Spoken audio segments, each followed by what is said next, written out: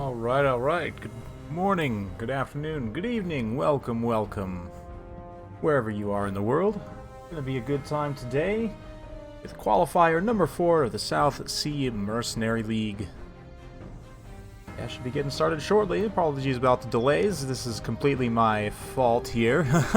I delayed in getting the competitors lined up for this week, so we're having some shenanigans with the beta patch and everything. No worries though, we'll be getting started shortly. All in good time. Yes. Here we are, Qualifier number 4, so we've got one more slot in the final for this go-around. And then I'm probably going to be starting up another round of the South Sea Mercenary League in February. But for the rest of January, we've got just this, and then the final either going to be next week, the 12th, Sunday, or we are going to be on the 19th, depending on competitors. I need to make sure everyone can get lined up and, yeah, get everyone available on the same day. And we'll be firing it up again in February after a break. And yeah, it should be good. I'm quite excited. It's been good so far. We've had a lot of excellent games, a lot of legendary moments, I would have to say. Between the Casket of Souls week, we had the Tomb Scorpion getting absolutely stepped on by that by that Carnosaur. I believe it was a Carnosaur. Yeah, Potion of Strength, something like that. Just generally seen some really awesome stuff in a lot of games. Wicked learning the way of 5 monstrous infantry, according to Slade.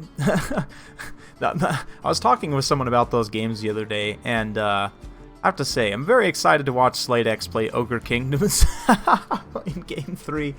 I think that they are going to be probably his main faction, of course, secondary to the Greenskins. But yeah, yeah, the Scarvet Carno, that was legendary. I've been fooling around with some similar things. I've actually got a multicast coming up soon, where I and some others try out the new Occam's Mind Razor, which is a 50% weapon damage buff, stacking that with some other 50% weapon damage buffs that you can get from various factions. It's pretty good stuff. There might be a little Carl. Occam's Mind Razor Carl. There might be a little Occam's Mind Razor Nolosi. For those of you guys who are fans of Nolosi, know who that is. There might be some other general shenanigans. And by general shenanigans, I do mean general of the Empire shenanigans. We'll see. I haven't got all the games lined up for the multicast yet, but it seems to be promising. Unfortunately, we don't have a Shadow Slan yet, which would be the ultimate combo, right, for the Scarvet Carno. Pop that Potion of Strength, you get that sweet Occam's Mind Razor, a little bit of Enfeebling Foe, plus just Shadow Slan with Penumbral Pendulum. Just endless pendulums would be amazing. Or like Greater Arcane Conduit. Shadow Slan win, please, CA. At this point, I just want a Shadow Slan and I want a Metal Slan. And, you know, Death Slan just sounds cool to say out loud, so we should probably add a Death Slan as well. Like, honestly, Lore of Death isn't that overpowered these days. I think they'd be fine. I honestly wouldn't take a Death Slan very often, unless I'm trying to be cute.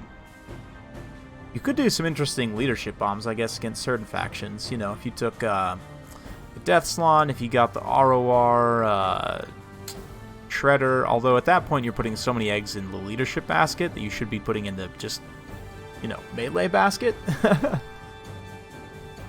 Cat's trying to eat my cookie. Go away, cat. It's my snack for later.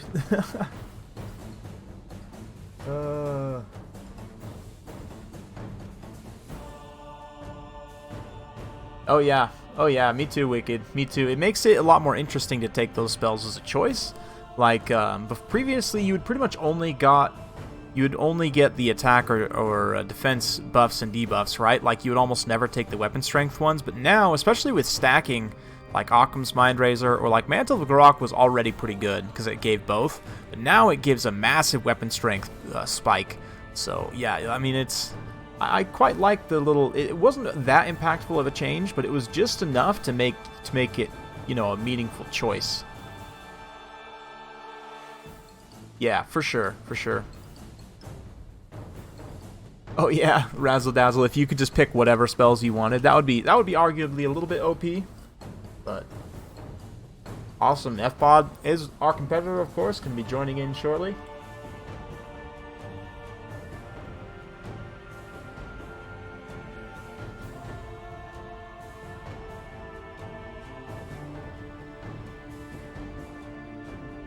It's a good time. All right.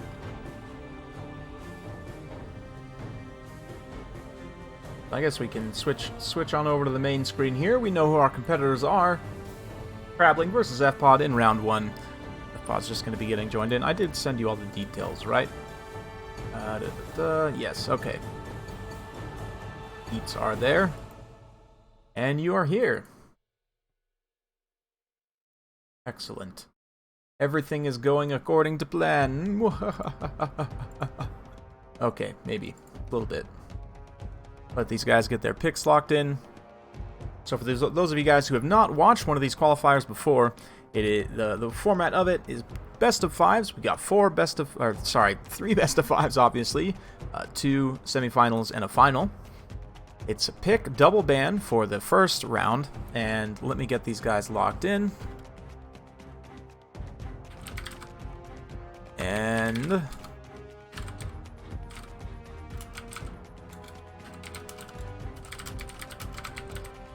Crabling is going to pick and ban first, since he is on the top of the bracket. If we have a look here, remember Crabling being the top seed here, it does have the first pick and ban, so it's a pick and double ban for the first 2 games, then games 3 through 5 are single ban. So we'll let these guys get their picks locked in. Select Crabling is going to be going Skaven. We are on a desert map here, nice open field. So Skaven going to be a very strong pick here with their ranged units. He bans Dark Elves and Vampire Pirates, 2 very interesting picks from my own perspective. And granted, I'm very biased in this way because of the factions that I play. I would generally probably go for a heavy cavalry bans here. Something like Empire and maybe Bretonia, maybe High Elves. Or Vampire Counts, actually. I would probably go Empire and Vampire Counts.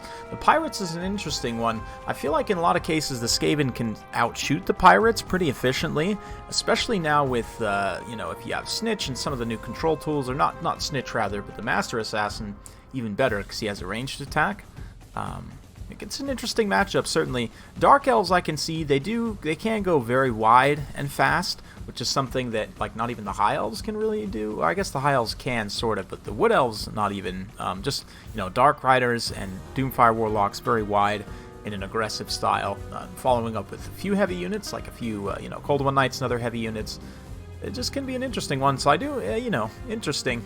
And it looks like FPod's going to be going into Lizardmen, which is also, it's a typical counter pick here. Lizardmen, because of their slow speed, generally slower speed, they can have a hard time keeping pace. Obviously, Skaven don't have too many fast attack units in things like Hounds or, you know, that traditional 400 to 500 point fast cavalry slot. But they, on the whole, their infantry are very fast, right? And, you know, on the flip side, you have Skinks that are fast, but the Saurus units are relatively slow. A lot of the lizard type units are relatively slow. So I'm interested to see what Crabling's got up his sleeve here. On the flip side, obviously, the terror of the dinos is their terror. They do have plenty of fast attack units and also have the ability to shoot back surprisingly well. You never want to discount the Lizardmen's ability to kind of control that missile game with their own kind of damage mitigation and be able to throw back projectiles at a very surprising rate with terrifying amounts of damage. So we'll see kind of what direction either player goes here. It kind of depends. Like, the outshooting thing for the Lizardmen is risky because if the Skaven go for a critical massive shooting, then you're in trouble. Likewise, the Skaven sometimes, if you go for a critical massive shooting and then the Lizardman goes very wide with like a swarming skink build with a lot of more aggressive units that can get on you very quickly, shut you down, it can be a bit tougher. On an open map like this, though, where you don't have, you know, the ability to maybe force an ambush or move some units through woods in cover, I definitely think that it's going to be a little bit more in Skaven's favor. If anything, we'll see. We'll see what FPOD can bring to the table here. Certainly a crafty one. And it's been doing very well lately, so check back in. I haven't really been paying attention to chat much here, just kind of giving you guys the tail of the tape, but welcome. Welcome, welcome. Yeah, hopefully. I mean, someday. We can all dream for later on down the line. I honestly didn't expect Bretonnia to get anything, so when I found out we were getting Reponse, I was ecstatic, like, just absolutely ecstatic, but that's just me. I mean, I definitely understand wanting new units. I'm with you there, 100%. But I think the fact that we got Reponse even is a good sign, right? Like, we could have got more, yes, but, I mean, the fact that we got her in the first place is a good sign for things to come. And not only that, but for other factions like Norska or some of these other, you know, Beastmen, what else? Some of these other factions that have a very low amount of lords in comparison, like just them getting like 1 or 2 little free lords, just throwing them out there somewhere in the Vortex map.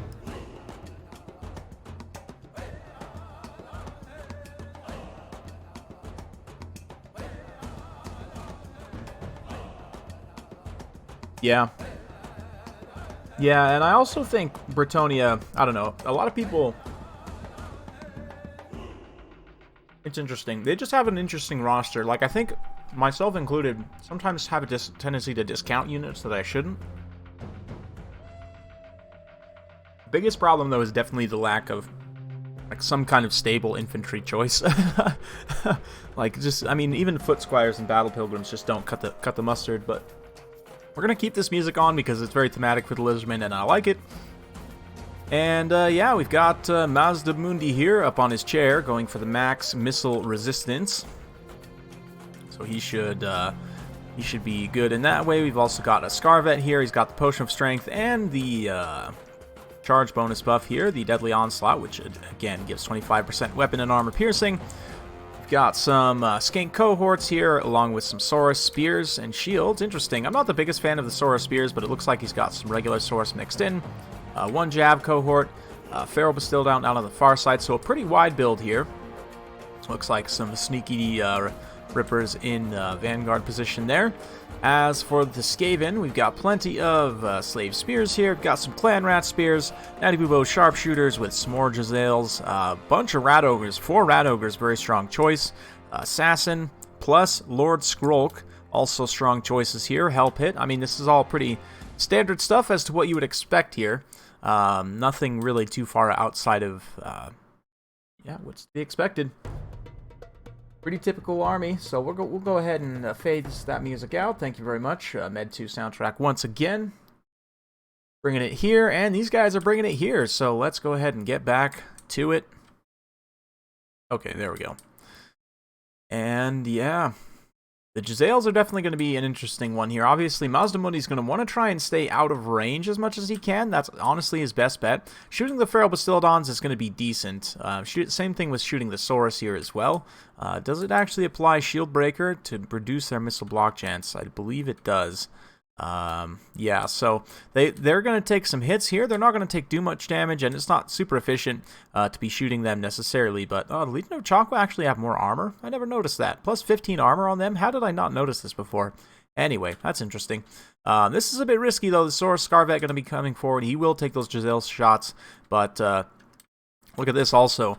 The Ripperdactyl's being deployed now at this point, and you can see how this Giselle's kind of spreading its fire over here. It's actually doing some pretty good damage to that Feral Bastillodon, so may not be the worst idea to kind of spread that around, but at the same time, the Ripperdactyls can come in, and they may just drop on those Natty Bubos, and they can basically one-shot the unit. There is no Howling Warp Gale here from the Skaven to be able to control them, so an immediate drop here. They are going to lose some models, absolutely, but let's watch that charge. Brutal charge damage there. Doesn't quite one-shot them, but even just sacrificing this unit of Rippers here to take out the Natty Bubos to kill as many models as possible can be worth it in a situation like this. You can see they are taking massive damage here. Haven't dropped too many models yet, honestly, and the Ripperdactyls, their leadership's holding up for the time being, but they're going to be giving out relatively soon here. Was that ultimately worth it? I'm not sure. These Ripperdactyls are a pretty expensive unit.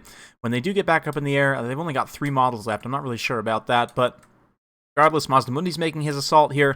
Looks like we've got some nice AoE damage spells and a nice quick terror route pushing through some of these lighter Skaven units over on this side. I can't imagine those clan rats will be holding up too long. And what that allows is the Carnosaur can then come in, get on some of these Rat Ogres. He really needs to push through and get on these Jezzails as well, so with some of these Skinks and other units. But a nice summon here from Lord Skrull, going to be keeping some of these units bogged back. These Ripperdactyls did come back online, so they definitely need to swing back up and around here. But yeah, Feral Bastildon getting beat down by the Hell Pit with the Skaven Brew. Using the Skaven Brew only for the Feral Bastildon, a little bit of a mistake in my opinion.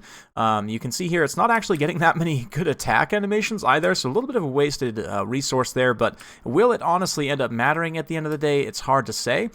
These Rat Ogres here getting bogged up by these Saurus Spears actually will trade pretty decently there, and this Saurus Wave just kind of pushing up through this pocket.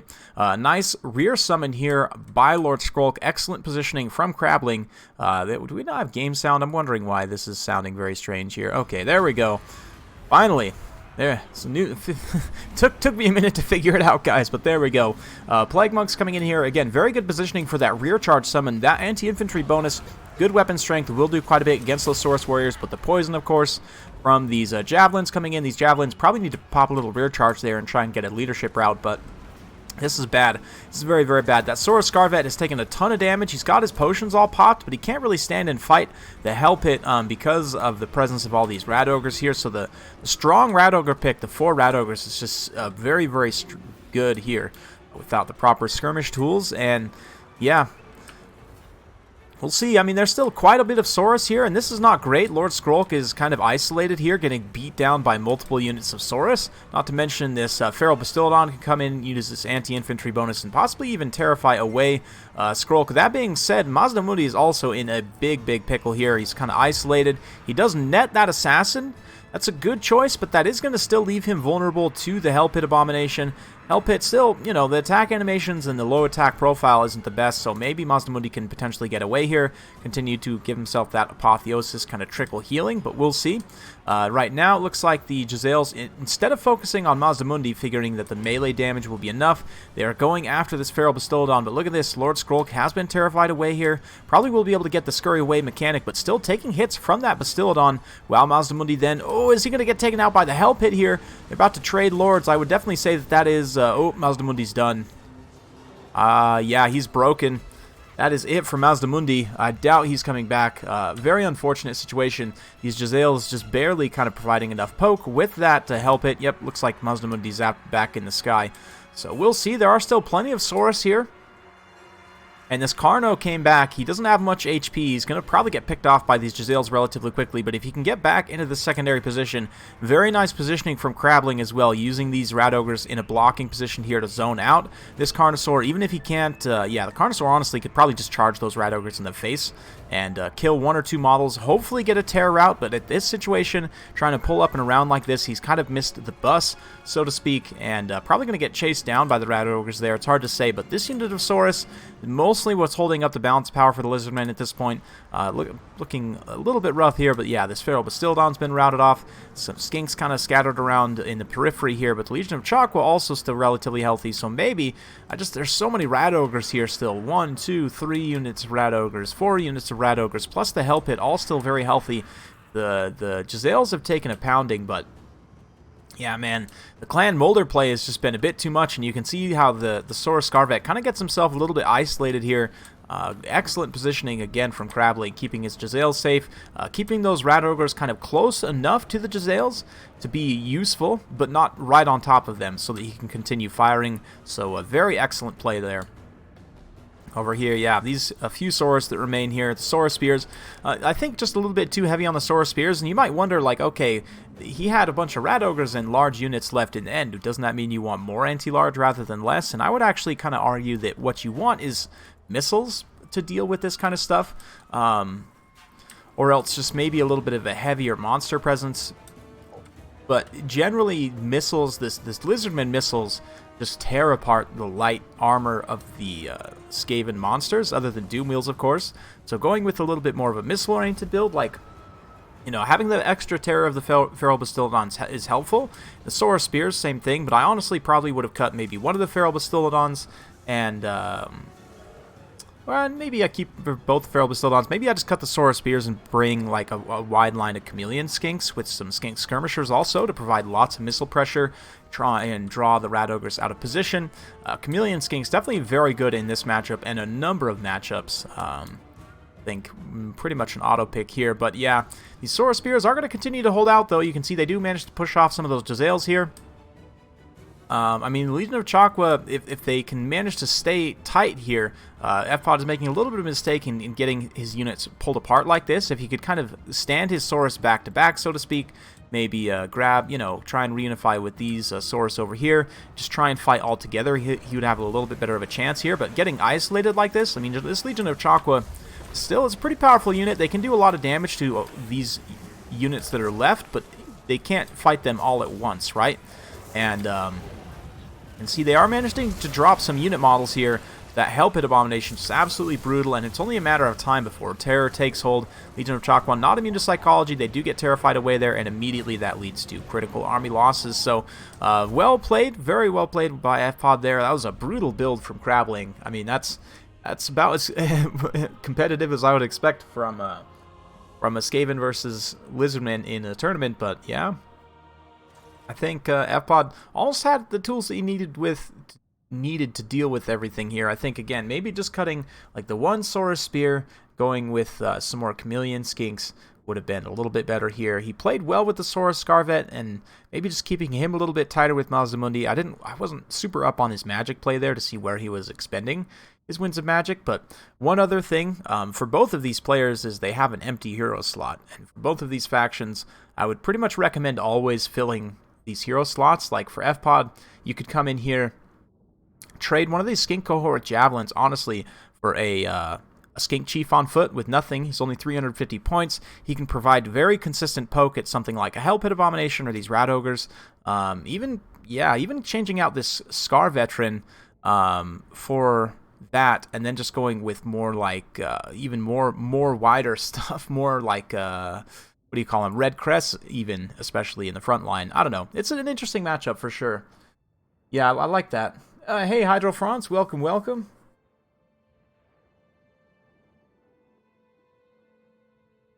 Yeah, GG. Yeah, probably could have used some skirmishers. I think, yeah, maybe some Chameleon Skinks would have been good there, but it was a good match. Yeah, for sure. Interesting matchup. Very classic for game 2, of course. Hey, Romain, welcome, welcome, welcome. Just kicking back, taking it easy. Don't mind me. Get these guys locked in for the next map. We're going to be moving on up to the Badlands for... Let's go for Gorgazan. Yeah, Rippers didn't have a chance to do much. They didn't, but they still got an XP Chevron. And here's the thing: just having like the fire and forget kind of cruise missile style unit, like that. If you can just get in and kill like one unit of Jezzails, it can be enough. Like it can be enough. So, even using it as he did there isn't necessarily wrong, I would say, as long as you can get the value before they all die. It's questionable to say whether he did get the full value. It was pretty close. I mean, he did enough damage to the Natty Boobos. I think, yeah, I don't know if maybe his rush was just not quite timed, or Crabling actually just counterplayed the rush with some nice summons there to kind of keep things bogged up and to keep things from going, too haywire there, but... he just ultimately, I think the follow-up pressure really wasn't quite where it needed to be. But yeah, I do think that the deployment of the Rippers there was actually a very good choice. Yeah, maybe he would have even wanted one more unit, but if you scale too heavily there, then you end up losing out on a lot of value. Interesting. Yeah, it's an interesting matchup, though. Maybe Pterodons would have been better. Actually, if you look, yeah, as opposed to Chameleon Skinks, you get Pterodons, then you get a big shock burst against infantry, which helps you break the Skaven front line, and you can use the missile poke to consistently kind of poke at Rat Ogres and Hell Pits and things like that.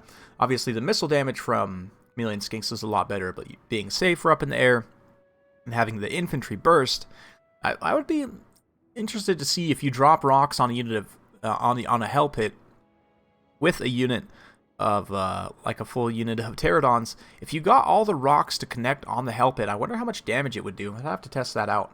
But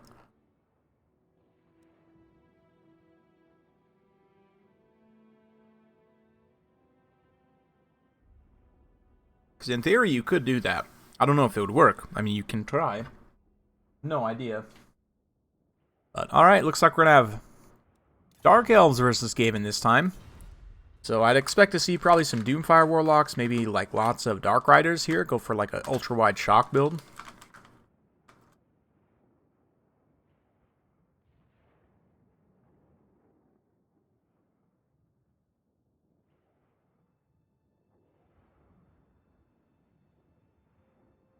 Yeah, I don't know, Razzle Dazzle. I would need to check. Don't remember. I know some bombardments do and some don't. I think it depends on if you can actually connect with the missiles and whether the missiles just deal mostly explosion or whether the missiles themselves actually deal impact damage.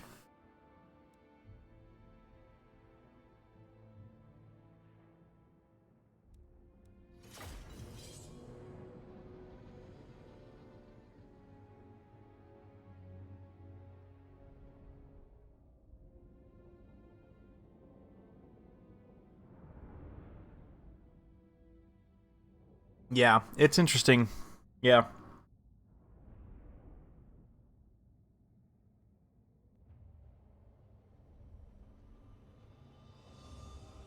Yeah, like I said, I believe it's dependent on whether they actually deal impact damage or whether it's like explosion damage, whether the projectile itself is the one that deals the damage or whether it's yeah, a big explosion. But anyway, let's get to the builds here. We're going to start with Crabling's Dark Elves. Very interesting build here. A nice wide infantry composition with some good anti-infantry, some Corsairs, Sisters of Slaughter, Sisters of Seeing Doom. Dark Shards with shields. This is not a common pick whatsoever, but I guess this is maybe the matchup to do it in. I'm still not sure about this. We'll see if it pays off here. I'm dubious, but what do I know? 3 is a good critical mass here to get enough volume of fire to tear units apart very quickly. He's got Malice Darkblade here, Sorcerer Slaughter Beast for Manticore summons. I was going to say, where is his terror? And that's his terror, I guess. He's also got Crows of Cain. This is a superb unit for bogging down anything in the Skaven's backline. They basically won't die in melee because they have 48 melee defense plus regeneration. So unless something like a unit of, heavy cavalry, shock cavalry gets a charge on them, Skaven have none of that. So yeah, 44 weapon strength, also pretty decent as well. And yeah, just some swords out of the flanks. Not really too much anti-large outside of the missiles and, Malice trying to fight something to death. And there's not a lot of large from the Skaven. I would say bit of a mistake here not bringing like a Doom Wheel or a Hell Pit or some form of terror at least against the Elves. The Doom Wheel in particular, actually, I really like as kind of an interesting counter pick. Dark Elves tend not to go with too much of their cavalry here, and so they actually won't have a ton of answers to chariots, believe it or not. The Doom Wheel and Flayers can be absolutely brutal here, but it looks like FPod's gone in a bit of a different direction with some mixed weapon teams. He's got 2 Poison Wind Mortars and Natty Buboes. The Poison Wind's actually, the HP damage is very good against Elven units because they have low HP. Got Clan Rats, shields here up front, a Lord Skrulk, an Assassin. He's got a nice little skirmish force here, Gunrunners with Poison, and some Triads. It's not the Ixchia's Triads, it's just regular Triads, but still. Rat Ogres, some Clan Rat Spears here. Yeah, honestly, I would probably say it's worth cutting like one of these Clan Rat Spears for a couple of Skaven Slaves or something and upgrading, finding whatever funds you can to upgrade these Ixchia's Triads, or sorry, these Eschens to the Ixchias, just because that Regiment of Renown, that summon is, especially in a little, like, kind of independent skirmish force like this, that summon is going to be fantastically useful, and that is a pretty big mistake. I don't know, is it a mistake, actually? Getting hit by that Poison Wind is going to do a lot of damage to those Gutter Runners, not so much to Malice. It will do a little bit to Malice there, but yeah, this is a really nice situation here. You can see how FPod's kind of spreading that Poison Wind damage around as much as possible, kind of hitting different units there, exactly what it needs to be doing. Skrulk going to summon up basically just a roadblock. This is a sacrificial, oh no, actually not fully sacrificial. These are actually Plague Monks here that are going to get mixed in with the Sisters of Singing Doom. I don't know how this is exactly going to go for them. They'll be able to do some damage, but look at Malice. Liber Bubonicus plus the Missile Snipe coming in. He's going to be forcing that Zarkan form very, very quickly here. Otherwise, yeah, you can see Zarkan going to be popped immediately. Otherwise, he's just going to be gone, and that does already put the Dark Elf Force on a timer here, so some very nice early play from FPOD going for the immediate Lord Snipe here. And look at this summon as well. A secondary summon for that Clan Rat to support the Plague Monks here, and they're beating that Sisters of Singing Doom for basically for free, right? I mean, how much gold is that spell? Something like 200 gold. One charge of it is something like 100 gold's worth of value at best. Still, these Gutter Runners fighting here. You can see Corsairs fighting. Eshin's Triads could come in and start to sweep up some of these Dark Shards here, but look at this. Sisters of Slaughter, Bleak Swords getting mopped up. Clan Rats pushing through to the second line. And this Dark Elf force is having some problems. Dark Riders pushing through here. Not a lot of light cavalry and other forces to disrupt these weapons teams, so they are free to fire somewhat. Have taken some damage. These Dark Riders finally pushing through, but I don't know what happened to those Crows of Cain either. Must have got just wrecked by missiles. I don't know. Maybe the one unit of Rat Ogres, the one shock unit here, did actually charge them and take them out, but secondary Manticore going to be summoned here. Looks like Zarkan is actually staying alive for the time being, getting some good RNG rolls for his degeneration. Remember, guys, that Zarkan's degeneration is very randomized, so much so that I actually didn't believe that he degenerated on the first battle that I played with him because he degenerated so slowly. Yeah, but you can see here, FPOD... Keep in mind that this balance of power is inflated on the Dark Elf side, even with the Malice summon, and they're still falling behind here. That being said, still managing to secure, they've managed to secure this backline somewhat. Sisters of Slaughter come back from route, and you know, even the few of them are enough to beat that that Clan Rat there. The Manticore summons are wearing off, but likewise the Skaven push here, these Gutter Runners and other units. The Sisters of Singing Doom are still fighting. Again, they took a ton of damage from that combat, from that excellent situation, but now this unit of Triads is, yeah, going to get eaten up there by just a few remaining handful of Elves, and that really can be the Elf. Look at that tide turning back like that. Wow. Zarkan just leading a heavy push here. He gets that big Soul Stealer effect to get a nice route here, and I'm not really sure how exactly, but must have got his teeth on Skrulk and actually shattered him. That's basically how he could get back into this game, and he did so. Wow. FPOD playing that very, very aggressively and drawing out that Zarkan summon almost, you know, right off the bat there. But, man, credit to Cravling staying tight here, staying, you know, sticking to his guns, so to speak. FPOD does still have a handful of troops still here. Clan Vulcan's Tail Slashers probably going to get routed off, and once they do, I don't see anything else that's technically still fighting here. It looks like maybe some Gutter Runners with poison. Yeah, it looks like FPOD's going to withdraw there, but wow. Yeah. Yeah, that was a wild pushback. Zarkan there just getting a very key Soul Stealer effect to keep himself alive just long enough, and Crabbling showing there, yeah, I mean, I thought he was done for sure, but FPOD, yeah, I'm not really too certain. I think, again, having that Ixchus Triads in this situation, just having that little bit of extra funds, even just cutting these shields from these Clan Rats to get that Ixchus Triads, that extra summon, the extra bodies there would have been able to help, you know, kind of bog up that charge a little bit there. He could have used also those summons to chase routing units. Like you saw, it was pretty key for Crabbling to get, like, a couple of these very tattered elite units back, right? The Sisters of Singing Doom, the Sisters of Slaughter, having that summon even just to push routing units off the field, just to give you a few extra bodies, would have been, you know, nice here.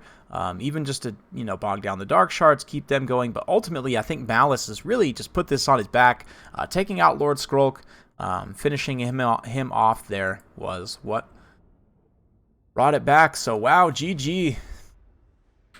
That was wild. That was super, super close. So we're going to go to one more here. Yeah, we'll see, Falcon. We'll see. Crabbling definitely looking pretty strong today. FPOD fought tooth and nail there, though. Man, that was an aggressive Lord Snipe, just forcing that Zarkan form right off the bat, which is what he needed to do. But then... now, Zarkan himself was just way too angry. Yep. So, for this last one, we're going to go with Stallion Tomb. Even though this map is a little bit small, according to some people, I think it's actually not too bad.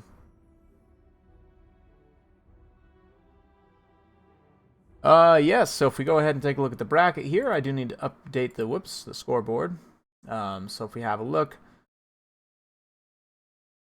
So Crabling takes the first game there. Or sorry, second game. We've already had two.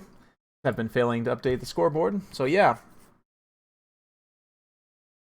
This is F-Pod fighting for his life now on this last one.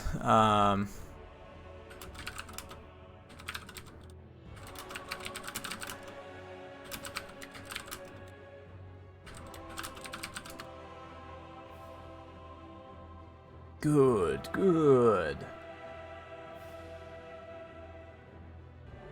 Yes.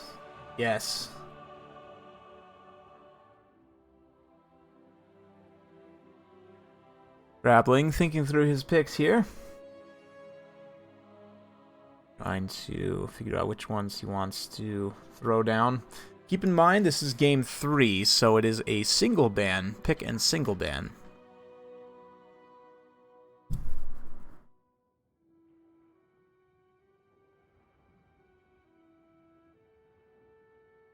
I whacked my microphone there. Hopefully none of you guys heard that.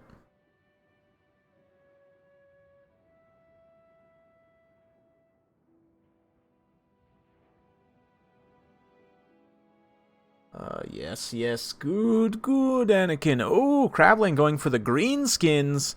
Oh, that's a fun pick there. Excited to watch him. And he bans Tomb Kings, very good choice, and F-Pod goes for the Empire. So we're going to have a classic matchup now, a true classic, Orcs versus Humans. This is where it all started, right? We can have a look now. You can see their army picks locked in.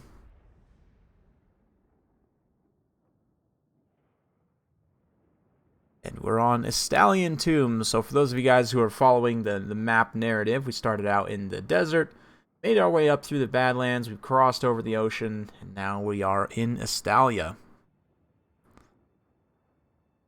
Wonder where we're going.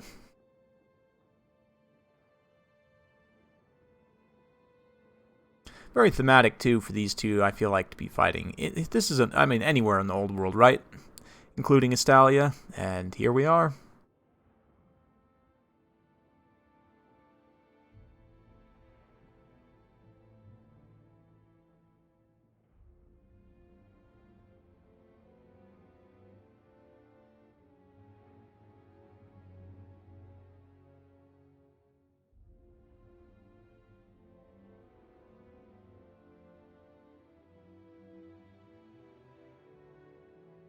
Okay.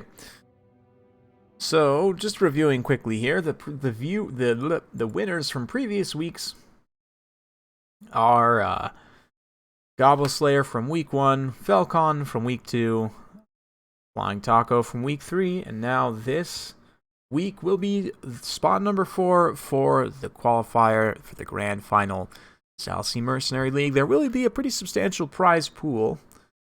For the time being, it's looking like it's probably going to be about $250 or so. Plus, each winner of the winner of each qualifier also wins a small $50 prize pool. But yeah, a little bit of incentive for these guys to go all out and show us their best. It is the Mercenary League after all. Everybody's got to get paid, right?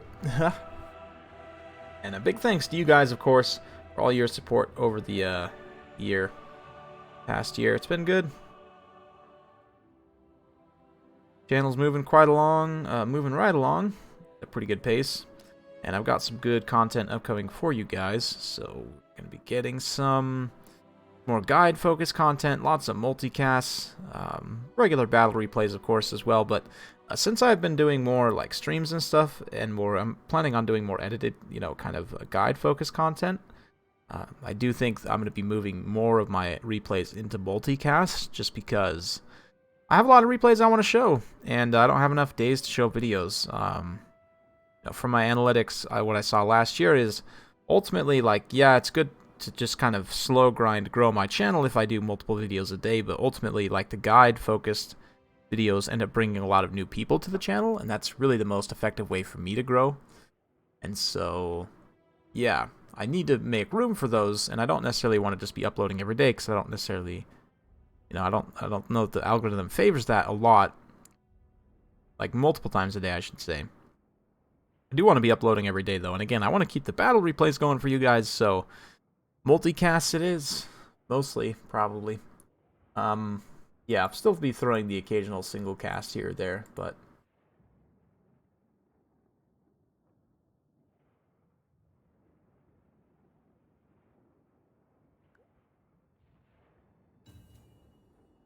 oh, here we go.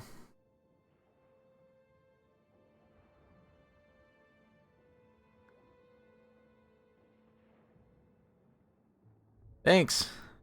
Thanks, Love Ogard, or Love Ogard. It's right. Just seeing this game played 1v1, especially on a high level, is incredible. There's so much going on. Like, I show this to some of my IRL friends that don't play Total War, and they're just like, "What is happening?" Like, I don't understand.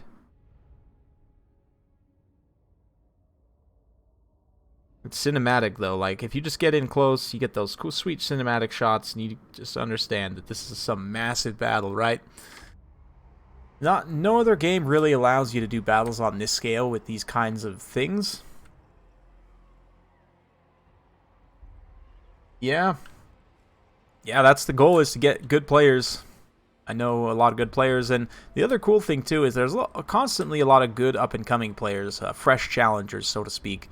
So here we are, Stallion Tomb. Honestly, one of my favorite maps aesthetically. Like I would totally just move into that ruin, like right there, like renovate it up, you know, kind of build a little fort for myself on this nice little coastline. Probably very vulnerable to getting destroyed by beastmen and all sorts of other things, but hey, just how it goes.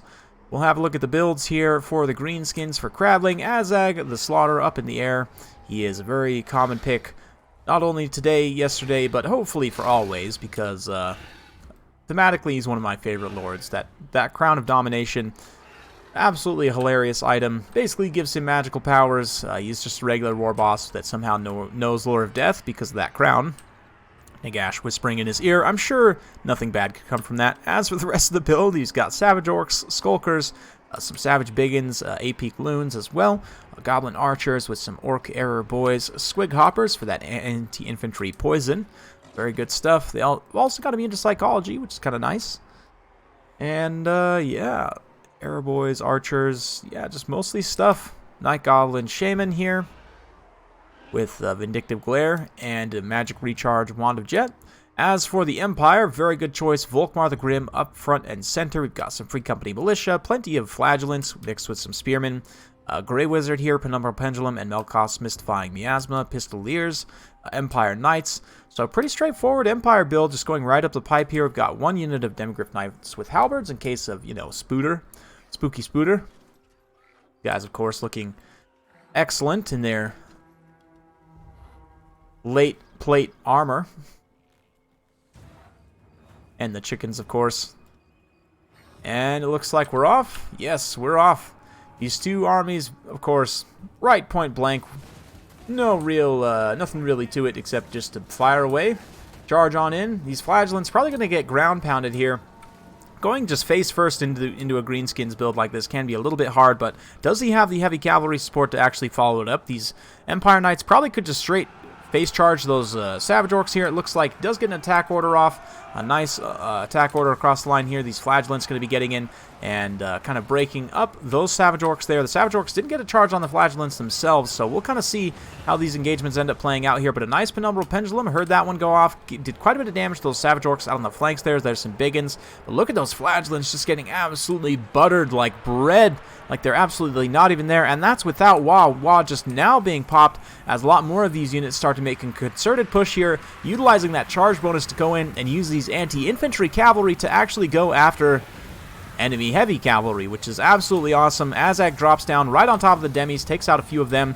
Pistoliers, danger close, providing some nice overwatch fire. You can see those Skulkers did not weather the storm there. And the Empire Knights actually holding up okay here despite this desperate situation, as Demigryph Knights with Halberds have taken a lot of damage.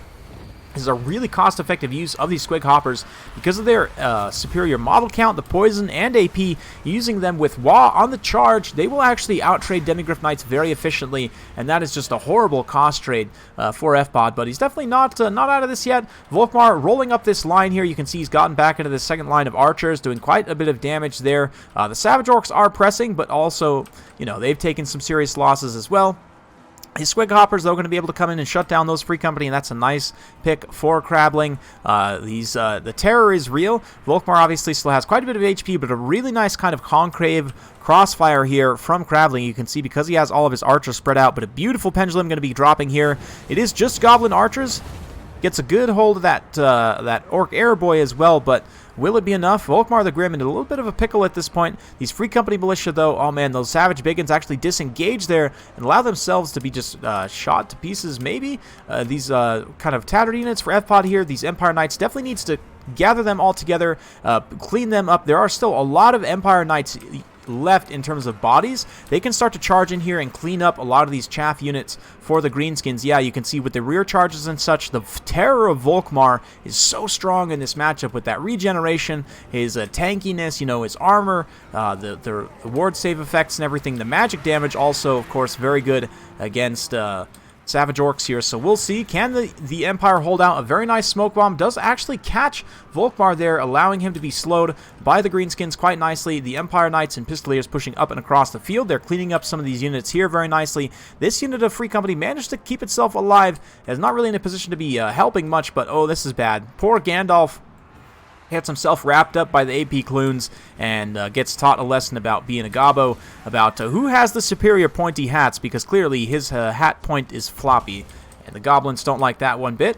Meanwhile, the Goblins get charged by some Empire Knights here. Very nicely done. Flagellants staying on the field and just keeping those Squig Hoppers tied up, keeping them attacked. But this is potentially bad here. Volkmar is isolated at this point. He's getting attacked by Azag. Man, Azag just going tooth and nail in after Volkmar here. And it's not looking too good for Volkmar. He definitely needs to pull back this way towards support. Right now, he's kind of running away from his supporting units.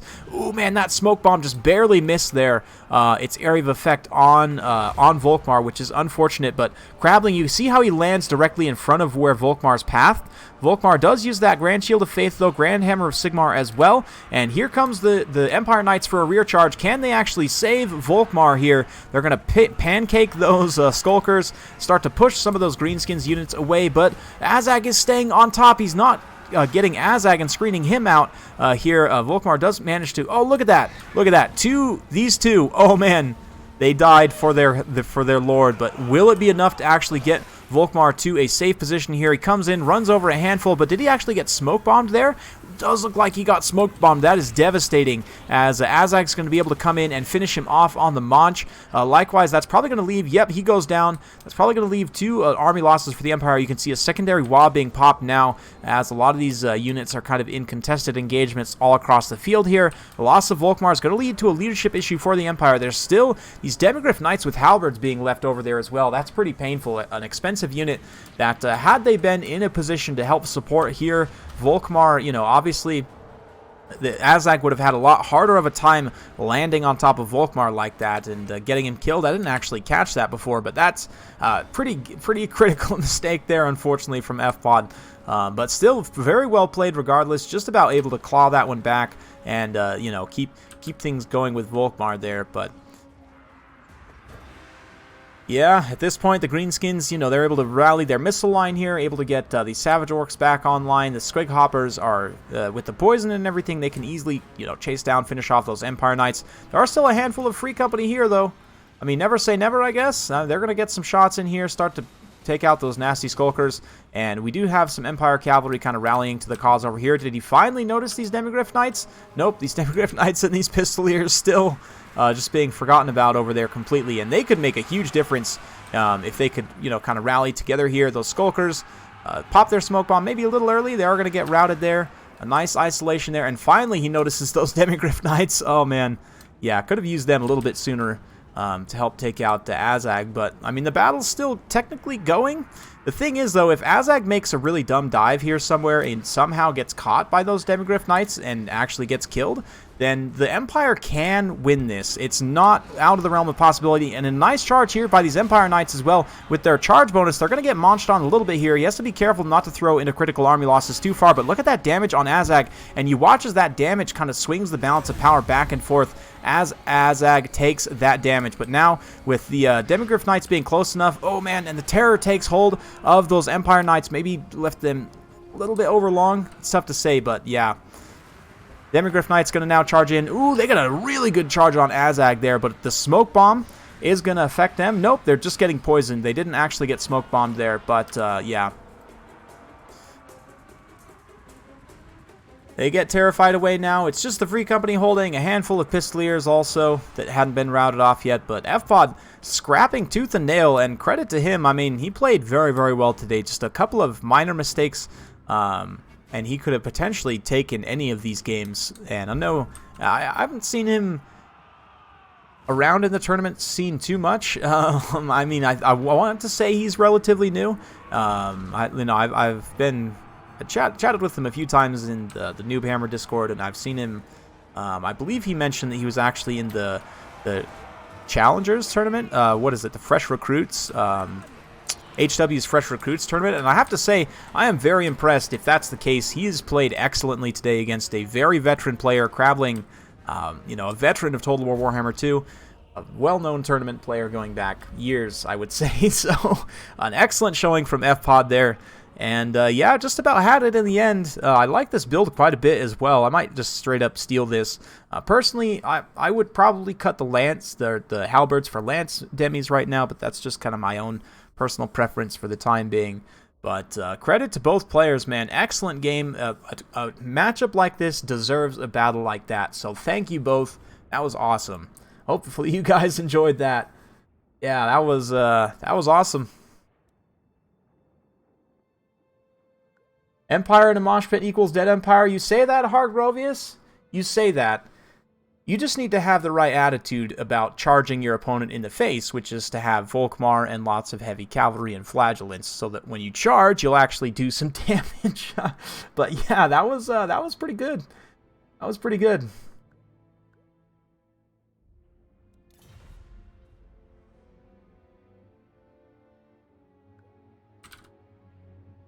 All right, so let's get our next competitors on deck here.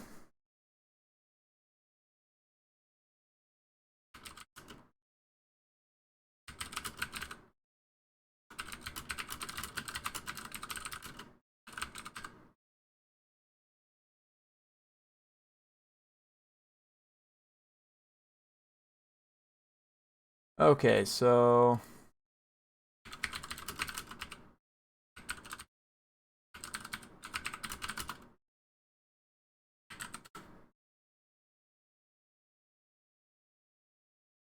okay, here and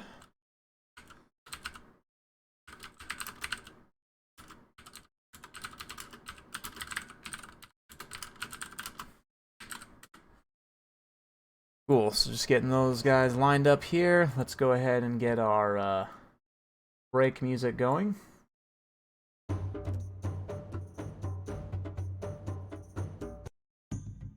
Actually, what is this? Sure, we'll go with that.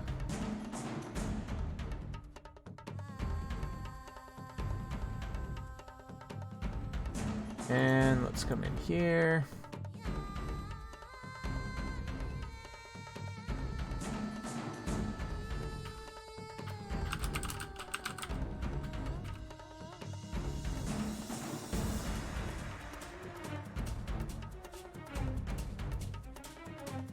Okay.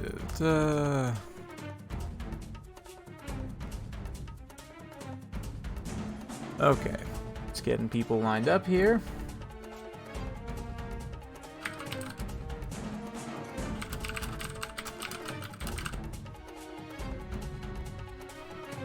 Okay. Looks like we got them in. So now we're gonna come in here, get to maps and such.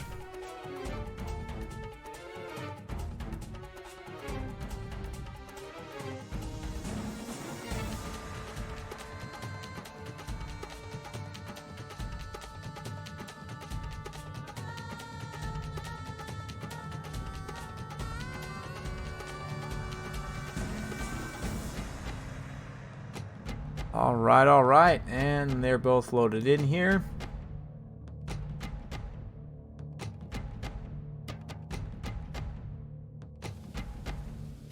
Oh, and how about that? Team battle I played with Air last night. Looks like he put it up on his channel, so you guys be sure to go check that out. Good old Air of Carthage. Friend of the channel. Long time. I've been a long time fan of his, so yeah, cool.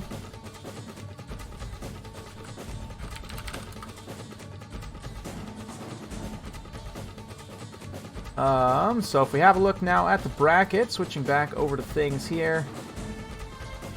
Traveling, able to take the 3-0 victory there. He moves on.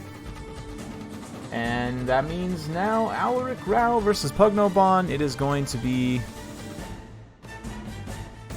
according to this, is actually wrong. Yes, it is Pugno. And the map is going to be... We're going to go across the world here, all the way to the jungles of the... let's see. Map.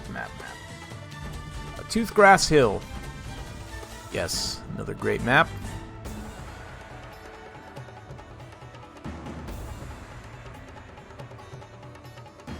So now we're switching narratives over to the old world, going to be kind of coalescing into a central location towards the final.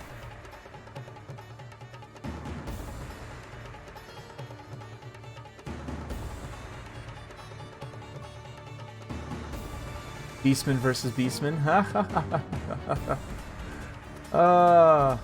Welcome, Thomas. Welcome back. Good to have you here. Yeah, that map is really tiny for arty, unless you're trying to use like a short range artillery piece, something like a Hellblaster. I guess a Hellblaster could maybe work on that map, like if you can get the damage out fast enough, or if you park like up on the hill, kinda with like something like a rocket battery, it can do okay. But yeah, that Stallion 2 map is an interesting one. It feels small, but it's actually bigger than it feels.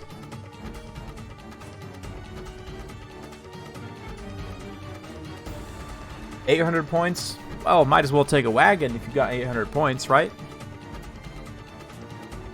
Totally joking. Please don't take wagons.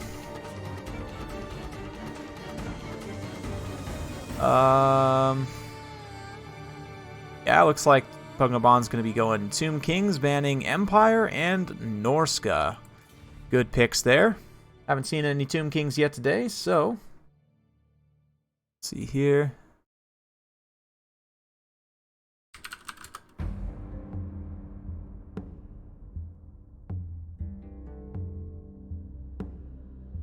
A totally legit question. What's the 3 best units of Empire? Felcon. That's an interesting question. You already know what I'm gonna say for the first one. I don't even have to say it out loud, but I am anyway. Pistoliers. It's Pistoliers, right? Yeah, I would say. Yeah, War Wagons, Wagon Mortars, and Last Rocket Battery. You are forgetting about, though...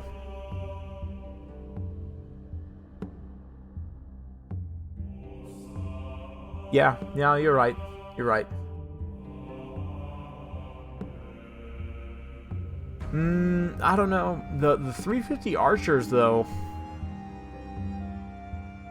Spearman, Huntsman, and Reichsguard. I would say Pistoliers, if in being all serious. I would probably say Pistoliers, Spearman, and Empire Knights, maybe, honestly. Empire Knights are really good for the cost. Armor and the armor is really legit, and their charge bonus could be a little bit higher. Maybe actually it's not Empire Knights, maybe it's something else. Reichsguard are very good too, don't get me wrong, but Volkmar. Volkmar is the best Empire unit.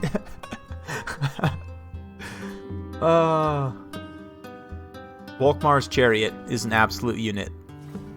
Alaric Rao going for Bretonnia up against Tomb Kings. That's interesting. Very, very interesting.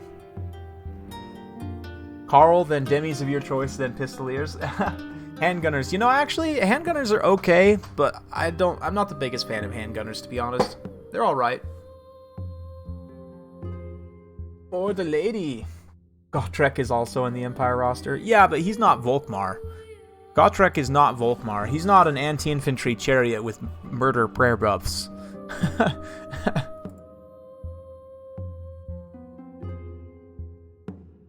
Also, Volkmar's mustache automatically makes him the best unit on the Empire roster.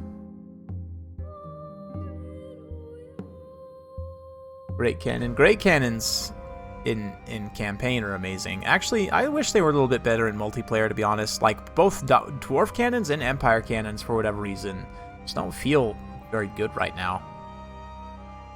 Maybe that's just cannon-type artillery in general? I don't know. What do you guys think? Yeah, there we go. Shoot Gotrek from a cannon.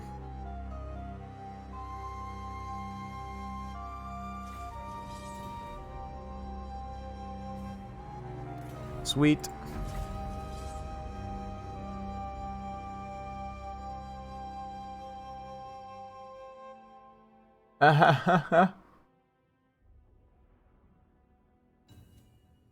Vampire Pirates. Free Company. Yeah, actually, since Free Company got that firewall moving, I like them a lot more. Actually been using them quite a bit lately. I think they're really good now.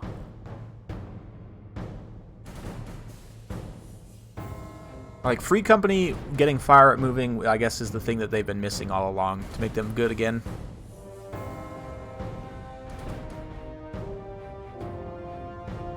Yeah, no, it's true. It's true. Here's the thing, though, Falcon. You're limited to how many Pistoliers you can take, right? So if you do something like 4 Pistoliers and 4 Free Company, you could even do 5 Free Company, right? Yeah, 4 Pistoliers, 5 Free Company. Then you have as many dudes with pistols as you can.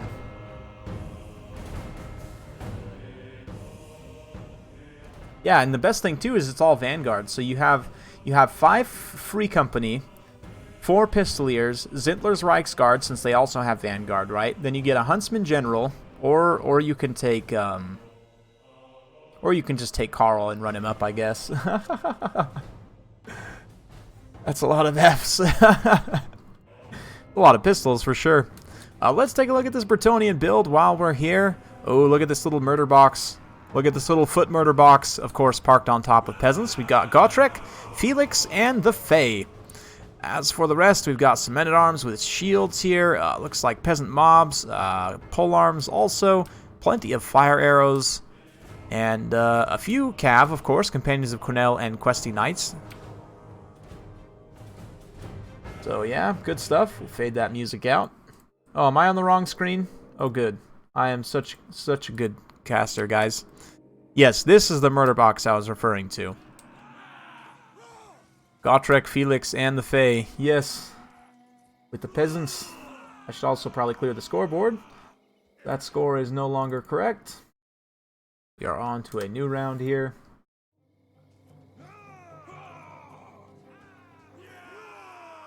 Yes. So, yes. We've got companions in the back here, questing knights. Men-at-arms. Lots of men-at-arms. Ooh, look. Carrions. Way out in the distance there. Not the flock of Jaff, thankfully. As for the Tomb Kings here, looks like Cetra the Imperishable on a chariot. We've got Ushabti Great Bows, 3 of them. Sepulchral Stalkers, Skeleton Chariot, and lots of Skelly Infantry boys. Decent stuff, not too bad. Look at these guys. They are quite tall. Oh yeah, that's a shot right there. Hey, quit moving around. Quit moving around. I'm trying to get a screenshot. Oh, and they're off. Okay, never mind. We're too late. It's all good. The spooky Tomb King boy is going to be coming up and around. Likely, what Pugnabon's going to want to do here is kind of set up in this flatland area here and just kind of concede the hill position more or less to Alric and not try and fight uphill too hard. But yeah, we'll see. Alric being very patient, kind of making his way forward here. Cetra's chariot he's going to have to be careful. He does need to keep some high-mass units kind of in the vicinity so that Cetra doesn't just immediately start running over everything. Granted, I mean, all the things that he could run over are relatively cheap, but these archers, at the very least, Alric's going to want to try and keep secure if he can. We'll see. Look at these filthy peasants. Take a shower. Gross. Yeah. So far, though, Cetra's just kind of playing back, playing a little bit close to his line here, not really wanting to get overly aggressive. I mean, like I said, there's not a ton of high-mass units to try and punish him here, so for myself, I might be trying to run him out, and it does look like he's going to come forward here and start to teach these peasants the meaning of pain. Although fire arrows are fire arrows, they can kind of provide a little bit of poke here, a little bit of missile pressure, and keep Cetra zoned out. The lack of AP is really not going to be much, and that incantation protection will basically make him more or less immune to that damage. Not quite, but you can see the inaccuracy of the peasants there. Going to be to their detriment, absolutely. Cetra taking negligible damage at this point, but the phase murder box is moving up over on the side here. They are probably going to try and maybe squeeze through this flank right here and get like on some of these units, but you can see Alric just kind of posting up with these peasants. I mean, they're taking damage. Their leadership's not doing amazing, but oh man, here comes some carrion as well. We'll see. The companions of Quenelle can potentially move forward there, but they don't want to be in range of those Ushabti Greatbows. And oh boy, here we go. Hero Hammers getting it going. The Power Thruple here. The Fey Enchantress. Ooh. Did he actually just get that blocked? The Skeleton actually just blocked that attack? It kind of looked like it canceled out a little bit there, but right up against this rock here in a very cinematic, kind of beautiful location. Hero's going to be single-handedly taking on the entire Tomb King's army. Meanwhile, the Carrion getting pushed away by some companions here. The archers are getting routed off somewhat.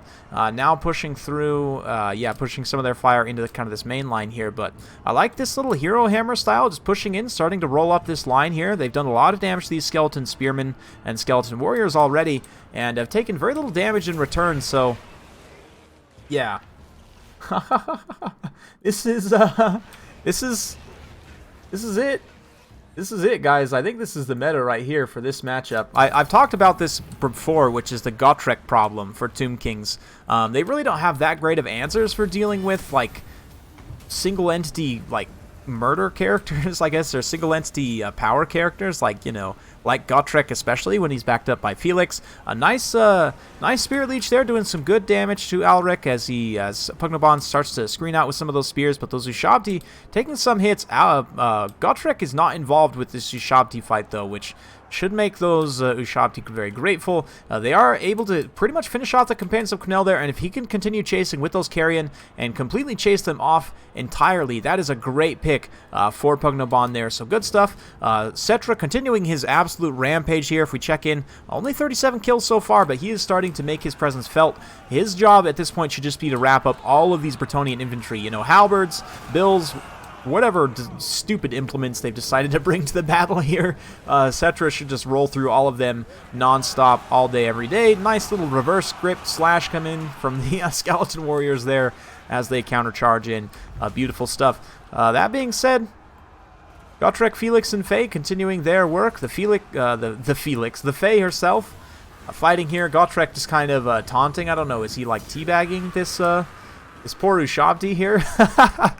Anyway, needs to probably get into actual combat there. But, yeah, look at this. This Bretonnian army just getting destroyed here as it gets ransacked and units get chased off. Holy Wardens of Le Maisontal a little bit late to the party here getting deployed, but they can come in, start to kind of support this little Fey Death Squad here. Speaking of which, they've managed to finish off one unit of Ushabti Greatbows very efficiently. Another unit here taking some massive damage, and a nice charge from these questing knights here. Not the companions, but still, they'll come in here and absolutely wallop on these skeletons. Peasants doing their duty and holding the line, at least for the time being. And oh man, these two skeletons, look at this, just getting ganged up on, and the peasants still can't kill them. Probably because they just got rear charged by something and routed. Yes, okay, that's fine. But still, Fey Enchantress over here helping to support some of these halberds here. Going to be throwing down a nice Earthblood, just healing up some of these questing knights. And the Beast Slayers of Baston here. Actually, these regiments of renown, of course, going to be very solid in this matchup with their halberds. These Sepulchral Stalkers kind of fighting tooth and nail here in this little bit of a pocket, but will they do well? It's hard to say. The Gotrek Felix squad is just kind of slowly grinding through the Tomb King's army as Cetra likewise slowly runs over hundreds and hundreds of peasants on his own. Let's check in with him. He's up to 113. I would expect him to get well over 200 kills here in this particular battle if he is able to clean up the Bretonnians like he should. But Bretonnians are grinding ahead slightly on the balance of power. It does look like a nice response, though. That Ushabti summon going to be dropped directly on these Holy Wardens here. They'll fight tooth and nail with their leadership, but their melee defense and armor definitely leaving something to be desired here. They will get torn apart pretty quick. A nice isolation, too, getting in these Sepulchral Stalkers in on a rear charge here. Likewise, the Chariots staying mobile, staying active, and doing what they need to. The Hero Squad, though, is still quite healthy, and that is a major problem here. Gotrek, Felix, and the Fae doing their things. Oh, man, beautiful cinematic shot. Look at all the nice colors. We got some good contrast, some greens, some blues, some reds. Oh yeah, beautiful stuff. Why we play this game, right? But this hero squad, this hero death squad is going to be a lot to deal with. Will be a lot, and I just don't see what Pugnaban has in his army that could really go toe-to-toe with these guys. And as far as what the Tomb Kings actually have, I mean, the Kepler Guard, believe it or not, I would probably do very well at taking on Gotrek. Felix, you just kind of have to isolate and multi-target. And the Fae Enchantress, I mean, she is just a squishy caster for the most part. Still, 42 melee defense on her is not bad. It's definitely not something that's too terrible. And oh man, Felix comes over, decides to show this Lich Priest what's what. Foul undead, he says, get back. And the Billmen come in, and oh, brutal rear charge from those Sepulchral Stalkers. Makes everyone sad. But that's okay. Cetra's still online here. He's up to 137 kills and climbing. He may run out of time before he gets to that 200 kill mark. And I don't know if there's actually enough peasants left for him to get to that point. I mean, if he were to come out here and like clean up all these periphery units, he probably could. Actually, he easily could. But in terms of timing, I don't know, just because Gotrek and Felix, I think, are going to blend through the rest of his army before he can really get that done. We'll see, though. There are still a handful of peasants kind of holding this line here. Shooting some shots, mostly fruitlessly at Cetra, but this one Sepulchral Stalker here going to be throwing his spit attack at Gotrek. It'll do a little bit. If you had the full unit of Sepulchral Stalkers, if they could all get kind of an open field scream at Gotrek, I believe it's a scream. Is this a spit or a scream? You guys will let me know. But yeah, if they could all get kind of an open field where they could just nuke him real quick, I mean, that's one way of dealing with Gotrek also as the Tomb Kings. Yeah.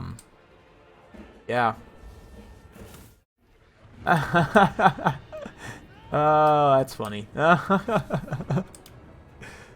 Yeah. Yeah, Gotrek's over here. Faye's over here. Felix is here. There's a handful more Bretonnians rallying. Still, this one unit of Ushabti Greatbows just used up the last of its ammo, and it looks like as the last of its ammo have been used, the reserve of Questing Knights here, a few Questing Knights that remain, plus the Companions of Cornell are going to be emerging from the forest in their lance formations. Oh yeah. Glorious. Coming to finish things off here. We'll keep it in cinematic mode. Ride along with these knights. You can see the Carrion coming across to try and disrupt. Still a handful of skeletons there, and Cetra, of course. But here come the Questing Knights getting in there. Looks like an incantation of Cursed Blades. No overcast for anti-large, but still, they, yeah, not going to do much as they get absolutely crumbled by the Questing Knights there. Carrion going to come down and keep them from going after Cetra, but oh man, he just rolls into one of the knights there. But as the knights start to catch up with Cetra, start to use their armor-piercing weapon strength here, the fire arrows can make solid contact as well, keeping in mind Companions of Cornell actually have fire resistance. So, you know, the other Questing Knights might take some damage there, but the Companions won't. And yeah, the Gotrek and Felix and the Fae grinding through the last. And how about that? A tournament win for Bretonnia, and not only that, but against a faction that most would consider to be very tough for them to take on, that being the Tomb Kings, of course. Yes, Cetra hits critical army losses and explodes right in the middle of the Beast Slayers there. Mouse cursor formation. Yeah, yeah, that like unit of 5 knights there, that was for sure. Yeah, I don't know about Felix's animations. He's seems a little bit silly, but tell the tape there, definitely Cetra one-man armying the Bretonnian army, while these three, 3-man army, the Tomb Kings, kind of the heroes beating each other armies to a pulp there, which is quite entertaining in my opinion, but fun stuff. We'll go to the next map here. Is going to be the Plain of Spooters. I might go grab a drink of water just briefly. Make sure I need to take care of my voice. I've got a lot of recording to get done today and through this week for you guys, so. Awesome. Oh, yeah, new companions. Gotta be one of my favorite units right now. Oh. Alric takes that one for the lady. Gotrek, Felix, and the Fae power thruppling through Cetra. And, yeah. It will be a win. Go ahead and have a look at the bracket here. I can move those scores over like so. And yeah, let's get that going here. Whoops, there we go.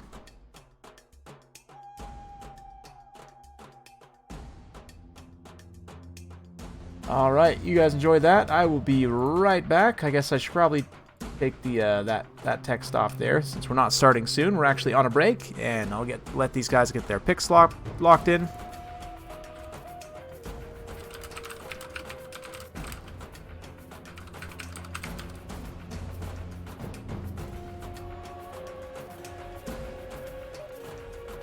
Okay, yep, looking good.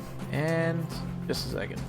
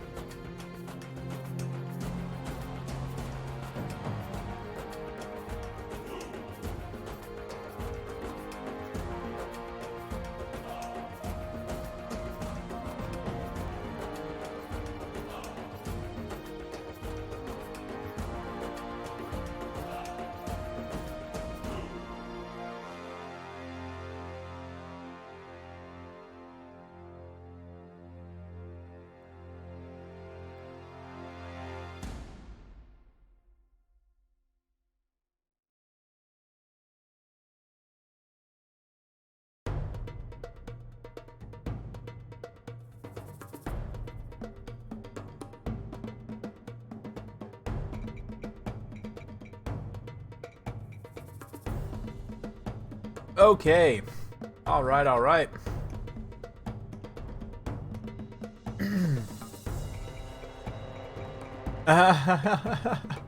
Yeah, Falcon's low-tier Hellheart mask is amazing, by the way. It's the best thing I've ever seen.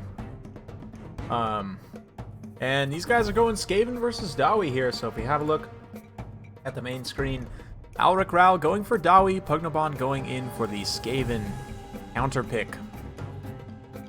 So we'll see. We'll see. It's potentially a tough matchup for the Dawi, but they can also do some things here. Don't get me wrong. Can surprise the Skaven in ways.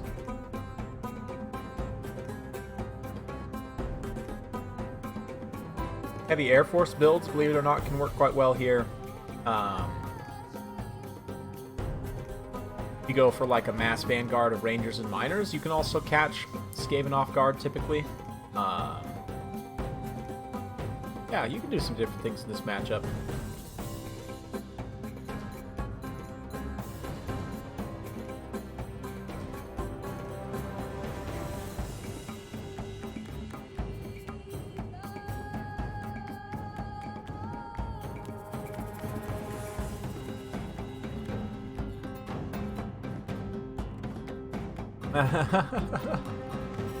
It's an interesting one. It's definitely a classic matchup from a thematic standpoint, of course.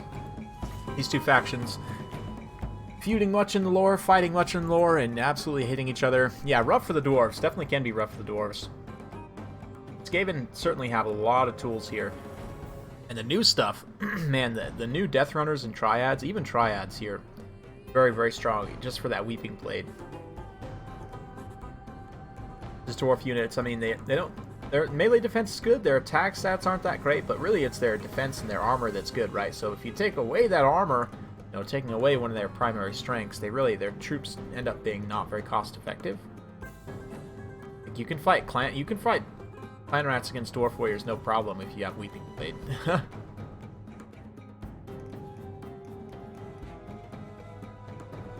Not to mention, of course, the little armor-piercing picks and pokes that unit itself is doing.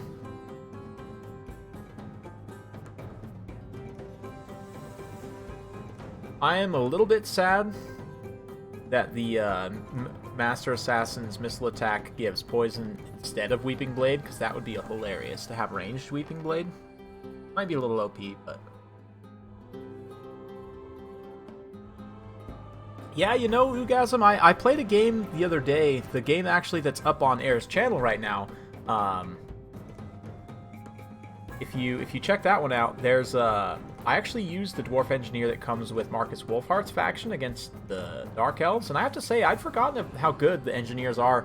I used to use them a little bit here and there in certain matchups, but I could definitely see like one Engineer being okay against the Skaven to kind of pick at Wheels and Flayers.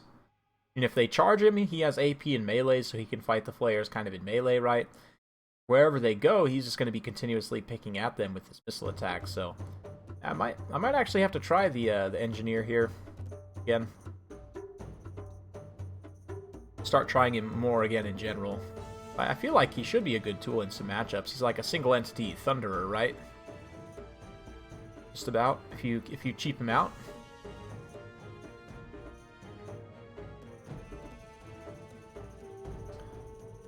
Yeah, the ballistics calibration buff.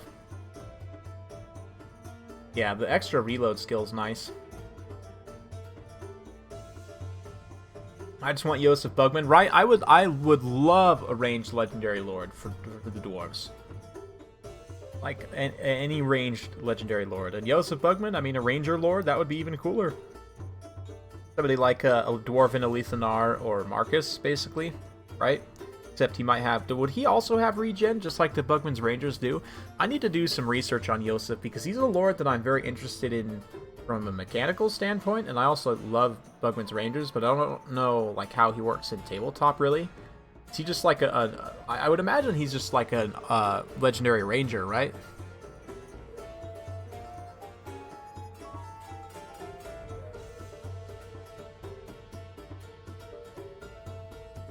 Oh, okay.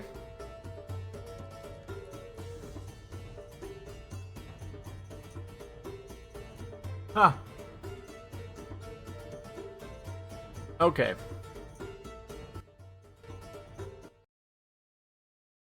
Okay, here we go. What's up, Legatus? Welcome, welcome. Yeah, we're here. And look at this dwarf build. What is this dwarf build? He's got 2 cannons plus a flame cannon. Dwarf warriors, just a handful. Iron Drakes, miners. Very tight build. Ekron's miners. And Ulthar's raiders with some brimstone guns. Leadership is going to be... Who? Where? Oh, here. Rune Lord. Okay. As for the dwarfs, he's got Natty Boobos up front, Jezzails, with some Poison Wind Mortars. He's got 1 Doomflare, Skrulk on foot with a whole line of some infantry here, tons of Clan Rats, Skaven Slaves, and Death Runners. We'll see. I'm a little bit concerned about the numbers of Jezzails here, how that's going to work against this this cannon play here, but the flame cannon is potentially an interesting pick. The range, if you look here, yeah, it only comes out to about here. So, I mean, even if he were to start fully forward with those with the flame cannon, it's still going to have a hard time getting in range. And it's interesting though, because like if the Jezzails focus the regular cannon, then they're not focusing the flame cannon. It could come forward and get into range, get some good damage done. But if they do focus the flame cannon, then they're going to be getting shot by their cannons, right? So it's interesting. I also think that the brimstone guns are kind of a nice counter option here. That he can fly these guys forward and kind of disrupt and distract the Jezzails, shoot them with the armor-piercing missiles. Because I mean, there's not really that many other targets. Like they could shoot the Doomflayers, but honestly, the best targets for these gyrocopters is going to be the Jezzails. So if they come in here, they start popping the Jezzails, the cannons are popping the Jezzails. Like, yes, the Jezzails are going to be an answer to the cannons, but they also, you know, Alric has his own answers in response, right? So we'll see.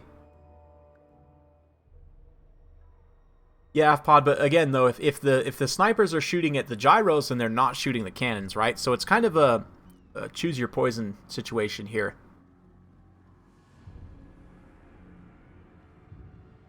And some nice shots right off the bat. Ooh, that overrun getting right into the Natty Boobos there, despite the fact I don't even know if they're stalked right now. It doesn't appear that they're hidden. I don't know if I can actually tell. But yeah, the gyrocopters being up in the air does make them a lot easier to spot. But yeah, the Death Runners obviously being completely unnoticed at this point is going to be a nasty little ambush if they're able to get in and get on that flame cannon. Do they have concealment bombs popped? Not currently. But speaking of concealment, look at all these dwarf units down on this low ground. They might end up leaving these artillery units get somewhat isolated here. But yeah, the dwarf infantry line needs to come up and start kind of crashing into this flank a little bit here. Now the concealment bombs have been popped, but was it enough? These Dragonback Slayers might have been able to actually spot those units in time, but looks like no, they actually turn around, and this cannon here, it's pretty much done for. Well, maybe. I say that. He's got 1 cannon unit down.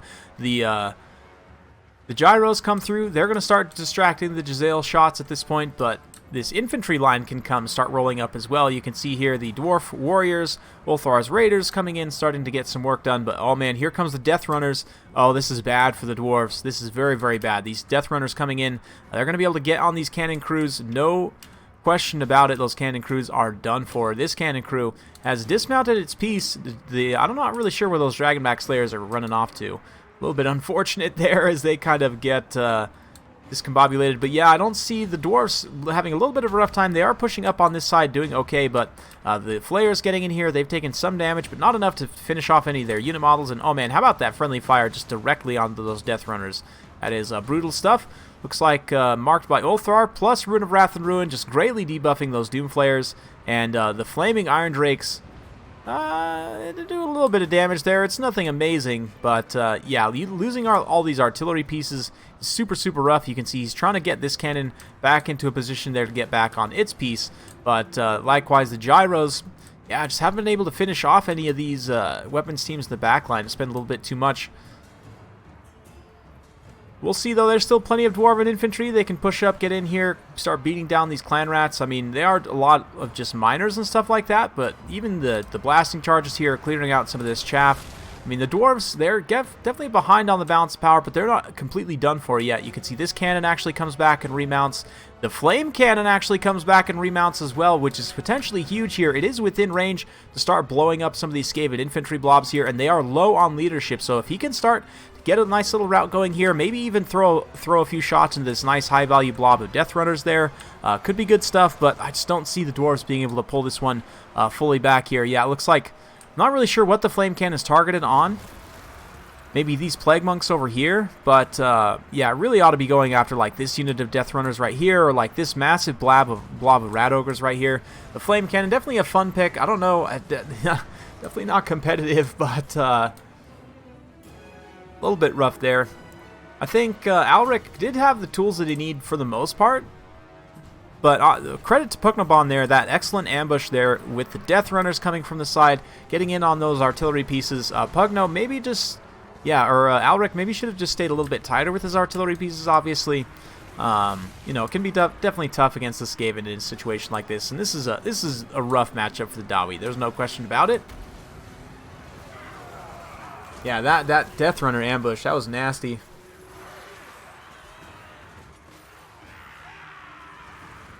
Yeah, I don't necessarily hate the pick of the Flame Cannon here in this matchup. I don't know about this map specifically.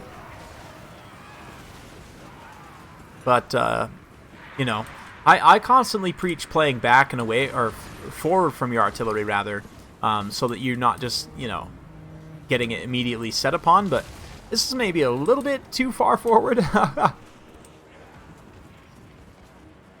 Yeah. The gyro play was decent as well, but it was a tough situation, I think. Yeah, the big boy flank won in the match for sure. I would agree. Death Runners have the chevrons to show for it. 53, 87, some chevrons to go around there. Yeah, good stuff. I like this build from Pugnaban. Personally, I'd probably go a little bit less on the missiles. That's just me, but yeah, fun stuff. From Alric, like I said, I think you just cut this flame cannon, go a little bit wider here, and suddenly this build is actually pretty competitive. Or maybe you just swap it out for a secondary cannon, then that allows you to maybe grab like blasting charges on some of these miners. Then, yeah, just play a little bit closer there, but fun stuff. We got a series, folks. That's going to be 1-1 as Pugnaban comes in here and manages to take a game. So it's going to be a series.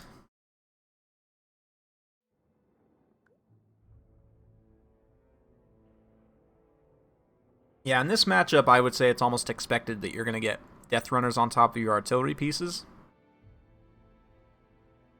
As weird as it sounds, I might allocate a really expensive, like the Peak Gate Guard, for example, with their magic attacks and massive weapon strength, will just beat the brakes off of Death Runners. So I might allocate like the Peak Gate Guard to guard one cannon, and then just blast, or maybe even just miners with blasting charges to guard all three. So blasting charges, if you manage to get the volley off before the Death Runners get into you, then you'll do a lot of damage to them, because they don't have much HP, right? They rely on that physical resistance, but GG, yeah, good one. And we'll go for, let me pull up my map list here.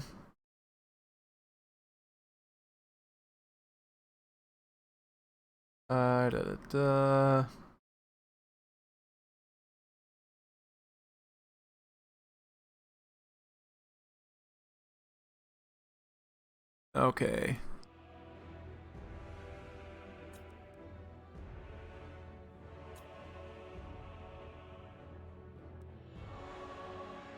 And here we are. We'll be on Summer Song for the map.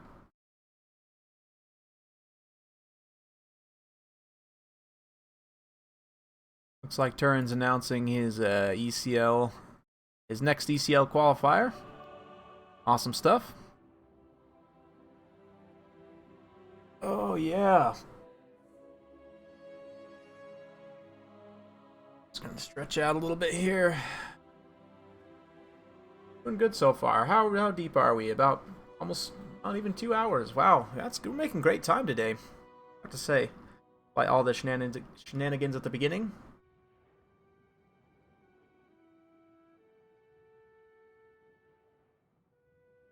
Got at least 2 more games in this series.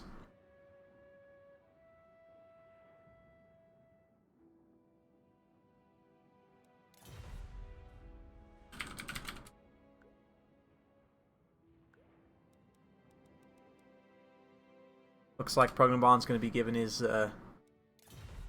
faction choice a bit of thought there, so we'll leave him to it. It is a pretty important one. Game 3 in a best of 5. Let's kick my feet up over here and angle myself up over to the side. Apologies about the chair noise, guys. My next purchase for the channel is planning on picking up a new chair.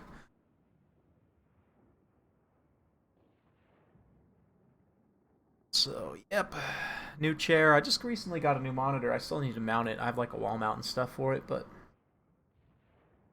yep, good stuff. Good stuff.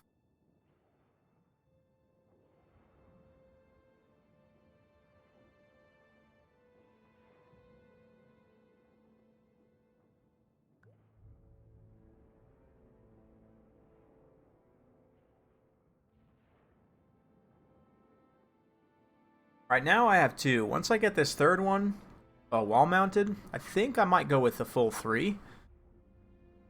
I don't know yet.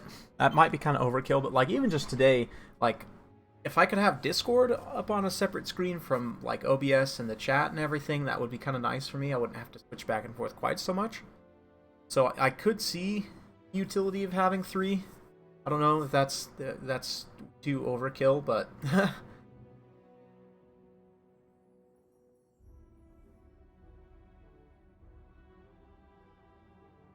I love the new Medusas. Super cool monster. Yeah, animations are fantastic. The art's really good. The sound design is fantastic. And the unit itself is fun to play with. So yeah, good one. And it's not wildly OP either, like a certain Scorpion. The animations are cool without being broken. But alright, looks like we're going to go Greenskins versus Dark Elves here. I love this matchup. Could be pretty brutal. Definitely no quarter given or asked in this matchup.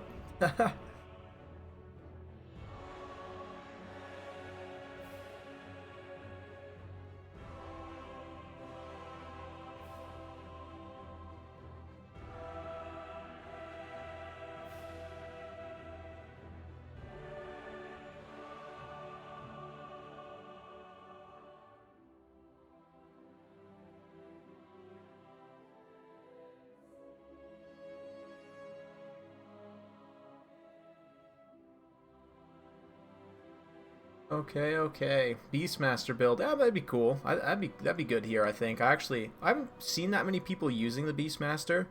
I don't know why. I really like him. I think he's fantastic.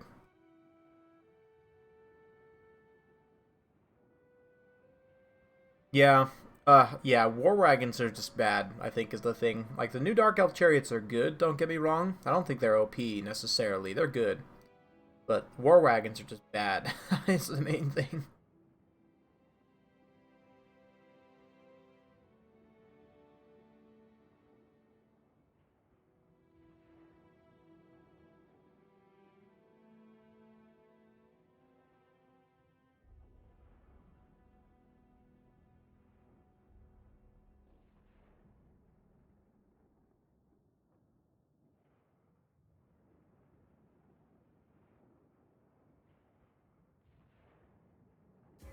Yep, I agree with that. Give them more mass and charge bonus.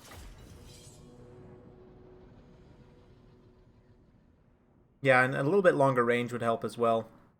Like, if you look at the Scourge Runner chariot, Scourge Runners have 150 range, and War Wagons only have 130, right? So my point was to say, okay, you put War Wagons up to 140, and then bring Scourge Runners down to 140 as well, so that they're both the same in terms of range.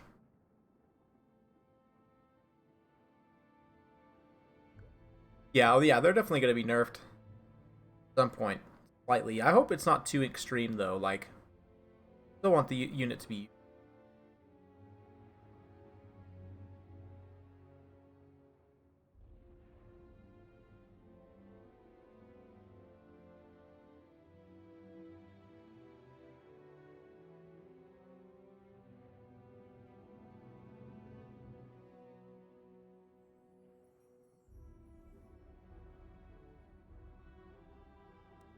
check these guys here.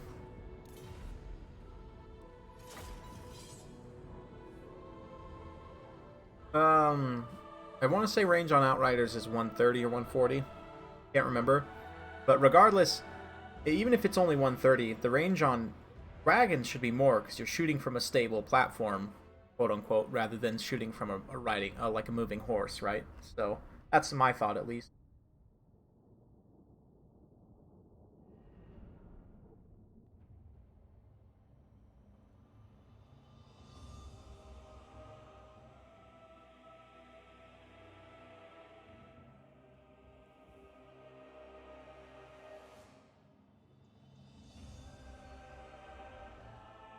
Okay. Here we are, and there we are. So, Dark Elves or Alric. Looks like Malekith going to be leading the way here. He's got some Raven's Heralds, Oblique Swords with Sisters of Singing Doom, a couple of Scourge Runners, including the Ravagers of Rakarth, and Doomfire Warlocks, the Nesh's Harvesters. Pretty standard stuff, as to what we'd expect. For the greenskins, this is a wide build of green, boys. We've got Wurzag here, a couple of Skulkers, some Goblins, Orc Biggins, Night Goblins, Orc Boys, or sorry, Warlords Boys, rather. More bows here. Yep, Air Boys, Spider Riders, and Broken Tusk Mob here. We've got some Squig Hoppers, so pretty straightforward greenskins build as well, although it does lack a terror of some kind. Like, there's no giant, no spider. Yeah, now that is a green tide. You are correct, sir. Proper horde army right here.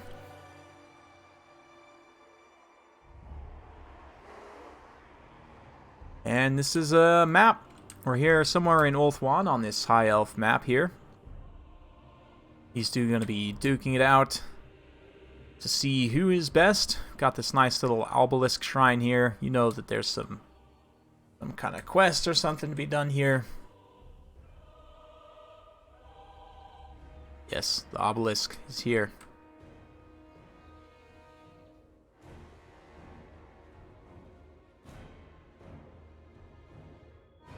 This nice pre-Bretonnian architecture.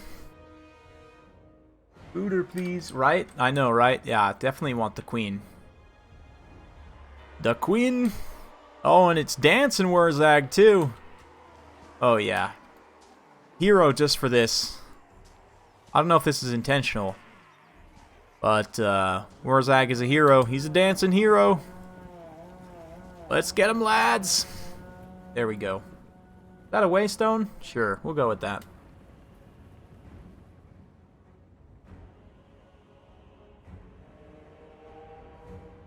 Right. Dancing Wurzag, what a champion. Raven's Heralds, too. Not a unit that you see super often. But looks like Alric's going to be moving his skirmish forces up here. Going to be doing some kiting, some skirmishing, I would imagine. Not wanting to just go face first into the greenskins is probably a good idea. Kind of spreading his forces out nicely here. He's got these Dark Riders and some Nesh's Harvesters. Just kind of chilling for the time being. Throwing some shots at some Goblins. That's totally fine. Goblins will take those shots all day, right to the face. It's actually very cost effective. Interesting. That's interesting, Thomas. I wonder why. I don't know. I mean, he's only got 25 melee defense and 30 armor on foot, so it is very squishy, but ooh, nice effigy to get there. Does he have the units to actually follow up very quickly? A nice burst there, and it does look like the Squig Hoppers are going to just straight up charge in here, use their armor-piercing weapon strength, and oh man, those Ravagers of Rakarth, that is an expensive unit, like what, like 1250 points? Just getting absolutely torn to shreds in terms of their HP pool. A nice Brain Burster, oh, just going to detonate that unit of Dark Shards, and look at that massive amount of fire there. Didn't actually finish off any of the unit models yet, but the HP damage on both units of Chariots there is obscene. That was a lot of damage done. A very nice initial push by Pugnobon to try and push those Chariots away. Meanwhile, over here on the far side, Nesh's Harvesters, they're going to get a very good engagement here with that Soul Stealer. We'll be able to decisively win this cavalry engagement and probably clean up these nasty Skulkers and other units here as well. But we'll see. Looks like Sisters of Seeing Doom, other units just kind of hanging around in the back for the time being, but here comes Malekith trying to jump down and start to break up this advance a little bit here, but the Dark Elf forces are just kind of getting eaten up a little bit piecemeal here. The Scourge Runner Chariots both barely holding on to their leadership for the time being. I mean, they still have all their unit models online, which means their missile damage potential is still the same, right? And Wurzag does have to be careful not to get sniped here. He's got Soul Stealer on him. A nice Gaze of Malice going to go down as well, cut through the middle of those Orc Airboys. And, ooh, Fanatics. Oh, beautiful Fanatics cast. Oh, man. The RNG kind of screwed him a little bit there. That could have been better, but still very nicely done there. Those Bleak Swords taking some damage. And, yeah, you can see the Greenskins start to be able to pull back this side over here. The Broken Tusk Mob getting a open field charge on those Slaanesha's Harvesters. That is really bad. Another really nice Brain Burst. Well, could have been nice, but actually a bit of a swing and a miss. But looks like a debuff here. Nice Soul Blight. Wurzag just gets dumped on by Malekith, just gets isolated for just a second, and Dancing Wurzag is done for. He's pretty expensive, so that's a little bit of a tough break, but there's still so many Greenskins troops on the field, and the fact that, I mean, like, these Broken Tusk Mob, they do have Encourage, so they can kind of help hold things together. They are far away from the battlefield, of course, right now, but nice breath attack there. Trying to deal with these Orc Airboys. The Tattered Elves we've seen in various situations here with their low leadership still able to pull back a big power spike and win. So they're definitely anyone's game at this point, but the Terror is going to start to be a little bit of an issue here. Sisters of Singing Doom providing Terror, of course. And likewise, this Broken Tusk Mob has been fighting okay out here, but I mean, these guys are shock cavalry. They're really not meant to sit in a sustained combat against something like Slaanesha's Harvesters here, especially with that poison and everything, just kind of dragging them down. They're going to really not do a ton there. But the rest of the Greenskins force, I mean, credit to Alric doing a great job cleaning up those Orc Airboys there, kind of staying calm. Malekith's taking quite a bit of damage. Is he going to be able to disengage from those Skulkers? Doesn't look like the Smoke Bomb is currently active, and he does get back up in the air. A nice charge from these Doomfire Warlocks. Looks like they might not have actually had a charge order, which is unfortunate. But another Gaze of Malice here. Does good damage to those Orc Airboys. That was actually the Rusty Airs, trying to finish them off, and we've got some Wild Boys scattering, doing a bit of friendly fire there, doing a bit of enemy fire as well, but the Sisters of Singing Doom, I think, are going to be tough to deal with in this late game without some good range tools. And how about this? The Broken Tusk Mob just barely winning out over here, even with that Word of Pain still active. They are going to be able to finally push away some of those more elite cavalry there, but man, those Ravens Heralds haven't used up much of their ammo either. That's potentially a good pick in this late game situation. They're going to have to be careful not to be picked off by those Airboys, of course, but we still got some big uns here. The Broken Tusk Mob, they really need to come over here and start supporting in terms of their leadership, because, yeah, the Terror is going to start to take hold on a lot of these different Greenskins units, and, yeah, they're going to have a hard time holding their leadership, for sure.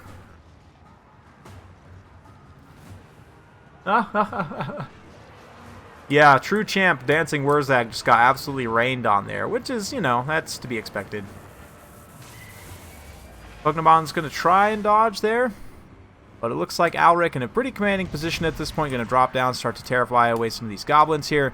These Orc Biggins, obviously, I mean, they have anti-large, they just can't really keep up with Malekith, right? So, yeah.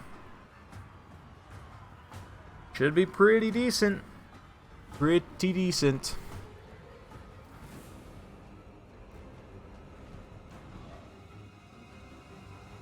Yeah, I shouldn't have netted the Chariot. Yeah, you definitely need to save that net. For sure. I agree, Wicked. Yeah, you gotta save that net in your back pocket if Wurzag's on foot. I mean, he did get a really nice initial engagement there. He wasn't able to finish off any of the unit models, though, and ended up, like you said, not having the effigy to use in a defensive situation, and, you know, then we kind of see the result there of Wurzag getting absolutely sniped. Malekith going almost full one-man army, 214 kills, 110 there for the Doomfire Warlocks, pretty good stuff, 149 for the Sisters. They kind of did some heavy lifting also. Bleak Swords, 104 there, but other than that, they just died in droves, which is to be expected. But yeah, GG. GG, that was a good one. Alric going to take the lead in the series once again. Go ahead here, upgrade that, and whoops, there we go. So the series is now 2-1. We've still got a couple more games to go. Let's get back to it. Oh well, I'm a little tired, guys. Oh, I might actually run and get some caffeine in between this. Yeah, I think that's a good idea. In between this round and the next one, I'm just going to pop over to the convenience store around the corner and grab some kind of drink. So yeah, we've got at least one more game here. I guess I should probably lock in the map. Let's go for...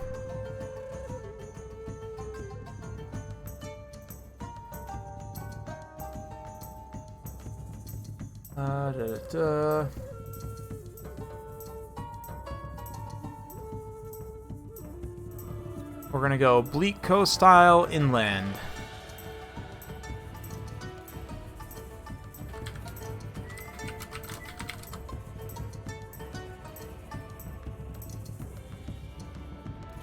Now we come in here and wait for them to get their army picks locked in.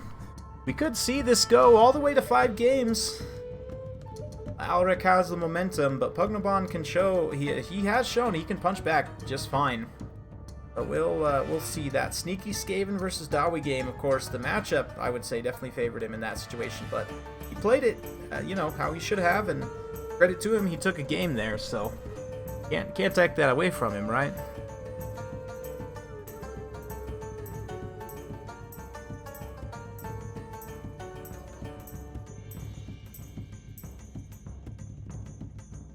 All right.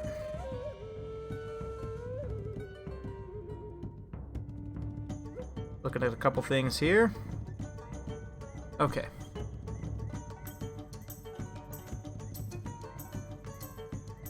Welcome back, Iris T.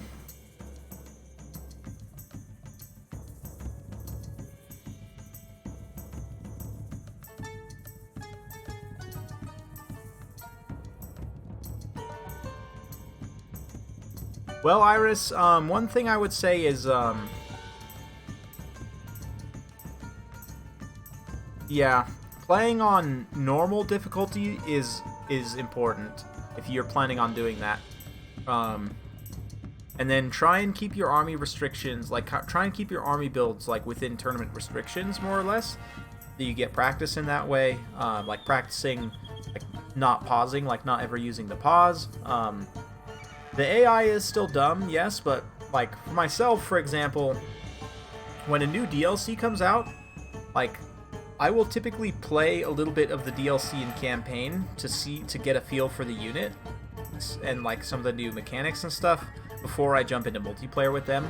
Like it's not, yeah, you can get an idea of the role of the unit, and you can also kind of get you can practice like, I don't know, like your army groups, like using army groups, and like yes, it's the AI is dumb, but at the same time, in a given campaign battle, you're not really, how do I put this? You're consistently having a lot more units to control than you would in a typical multiplayer battle. Like you'll usually have like 20 to 40 units, right, in a campaign battle, whereas in multiplayer, typically, you know, in a typical 1v1, you're only gonna have, you know, 12 to 20 units maybe. So like if you get used to that, then you know some things are easier. Like I would say, from my own perspective, like there are certain things that you can actually improve on from playing campaign, but definitely I recommend people to play both. Well, number one, play whatever you want, but there are benefits to playing campaign. Yeah. But the AI is a bit silly. It's gotten a lot better. And the AI, one thing about the difficulty is the AI doesn't get any better the higher difficulty you go. Like, it doesn't get any smarter. It just gets more cheats, basically, right? So that's why I say playing on normal, because you're in the vanilla balance on normal, right, in terms of the units. Like the AI is not going to get tons of buffs and stuff. Yeah.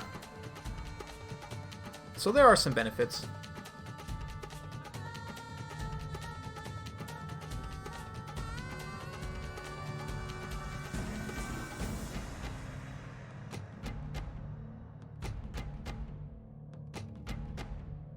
Yeah, if you want to get good while playing campaign, that's one of my number one things, because I know a lot of campaign-only players use pause pretty frequently. Like, my biggest thing is play a campaign without ever using pause once. And then that's not a terrible way to start, you know, kind of practicing for multiplayer if you're a campaign-only player. I mean, certainly it's a place to start.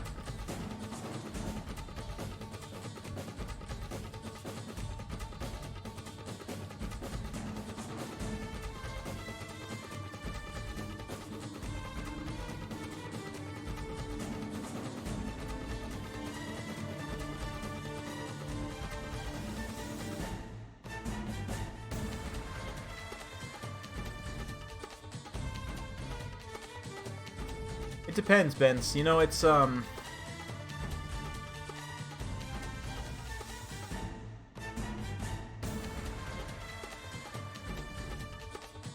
yeah.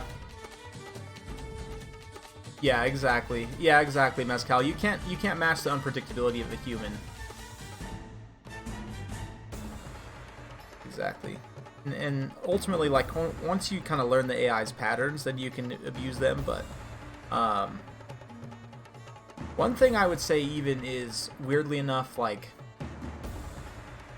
playing other Total War games that aren't Total War Warhammer, like specifically ones where you're not familiar with the unit balance. Basically just like playing without knowledge is one thing, because like a lot of the time, you know, this is one thing for myself that I preach on my channel is knowledge all the time, but there's something to be said for just being able to react quickly in a situation with good fundamentals in terms of like positioning, charges. And so playing, like, for example, if you jump in and play, if you're not familiar with like Rome 2, and just, you know, kind of play a few matches in that, if you've got a friend that will let you, or play a bit of campaign in that, and kind of learn like different Total War styles. I don't know, like, just for me, keeping you on your toes, keeping you fresh, and like being able to react to different situations. I don't know.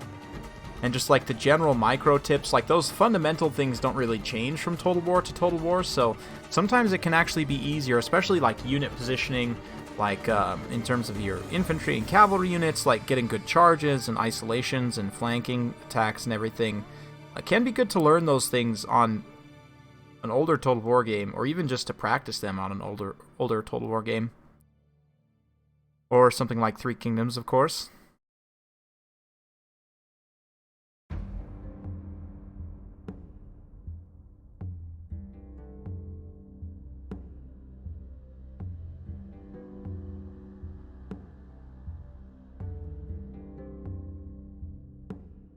Too many rats, yeah. Having a lot of Skaven today. Looks like we've got another Skaven versus Norska this time. We had tons of Norska last week. Haven't seen them once so far this week, so nice to see them making an appearance. DeepMind would do a Total War AI. That would be... They would just turn into a corner camper or a draw kiter. Not really, but...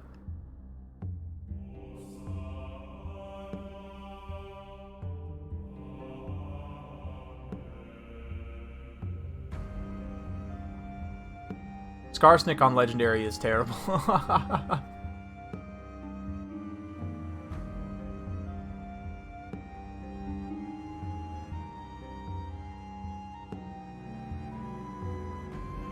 Another big tip is just remember to read your UI elements and understand what they are trying to tell you. Like when tooltips pop up for spells, like when there are effects happening on your guys, just be aware of them.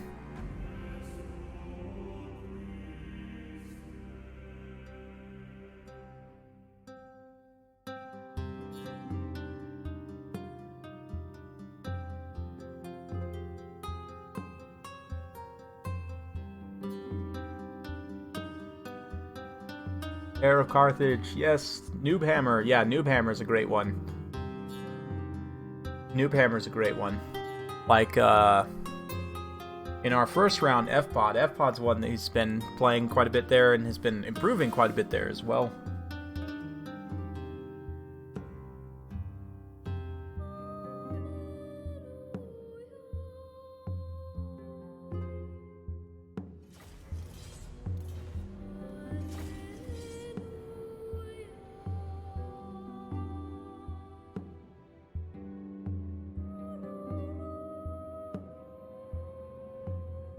Okay.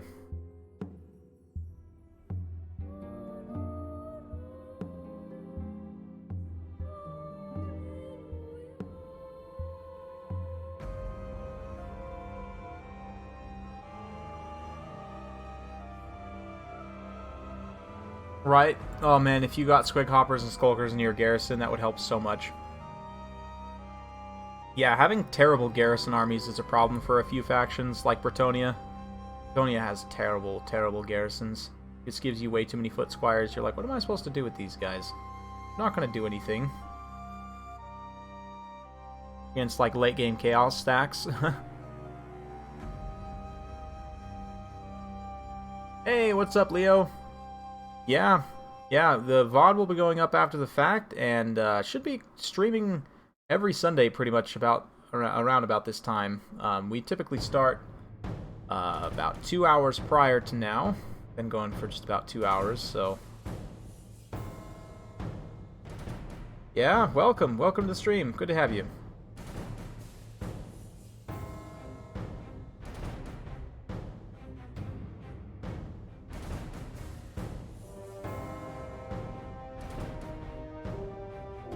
Yeah, heavy cav garrisons, I wouldn't say it's completely useless, but it's mostly useless. Like, the only thing you can really do is, like, countercharge them when they come through the gate. And even then, like, you're really limited in your area of operation, so... That's why we need dismounted Grail Knights for garrisons.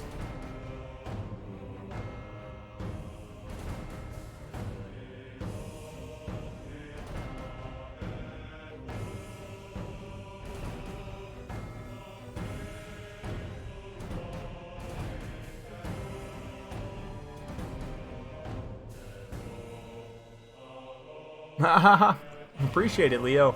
Thanks, man. Makes me feel good. Air is a fine fellow. I 2v2, played some 2v2s last night, and they were awesome. One of them ended up on his channel, I think, already this morning, so yeah. Haven't got a chance to watch it yet. I think he uploaded it while I was streaming, but, or it published at least while I was streaming, but definitely going to watch that after.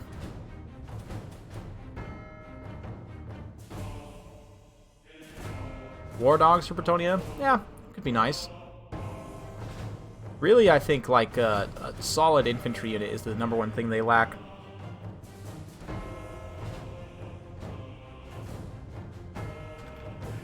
Anyway, here we go. Yes, yes. Norska versus Skaven. And it's currently 2-1, Alric Rao having the advantage, 2-1 on the best of 5. So if he wins this, he takes the series going on to the final versus Crabling. For the builds here, taking it to Norska, he's got Skaven here with Lord Skrolk, Assassin, got some Skaven Slaves here, Rat Ogres, Council Guard, very strong here, more Skaven Slaves, Rat Ogres, Hell Pit Abomination, Poison Wind Mortar, 2 Warp Fire Throwers, nope, a Warp Fire Thrower, and a Rattling Gun, very nice. He's got more Rat Ogres, Slave Spears, so interesting stuff. I like the pick of the Warp Fire Thrower, it's a bit of a kind of an interesting niche pick here. Let's take a look at the Barbarians. We've got, looks like Wolfric going to be leading the way up on a Mammoth. Definitely going to need to hide foliage on this one. And then, yeah, we've got a Shaman Sorcerer, Lord of Fires, some Skin Wolves, Berserkers, and Marauders. We've also got some, yeah, more Skin Wolves, so relatively straightforward build. Feral Manticore up in the air. Yeah, standard stuff. 4 Skin Wolves. Pretty good against the Skaven.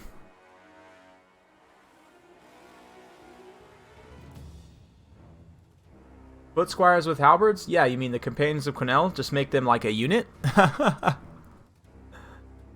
Yeah, if they actually made like a variant, right? Like Foot Squires with Halberds variant, and then just made Companions of Quenelle like an actual Regiment of Renown with like other benefits, I think that'd be awesome.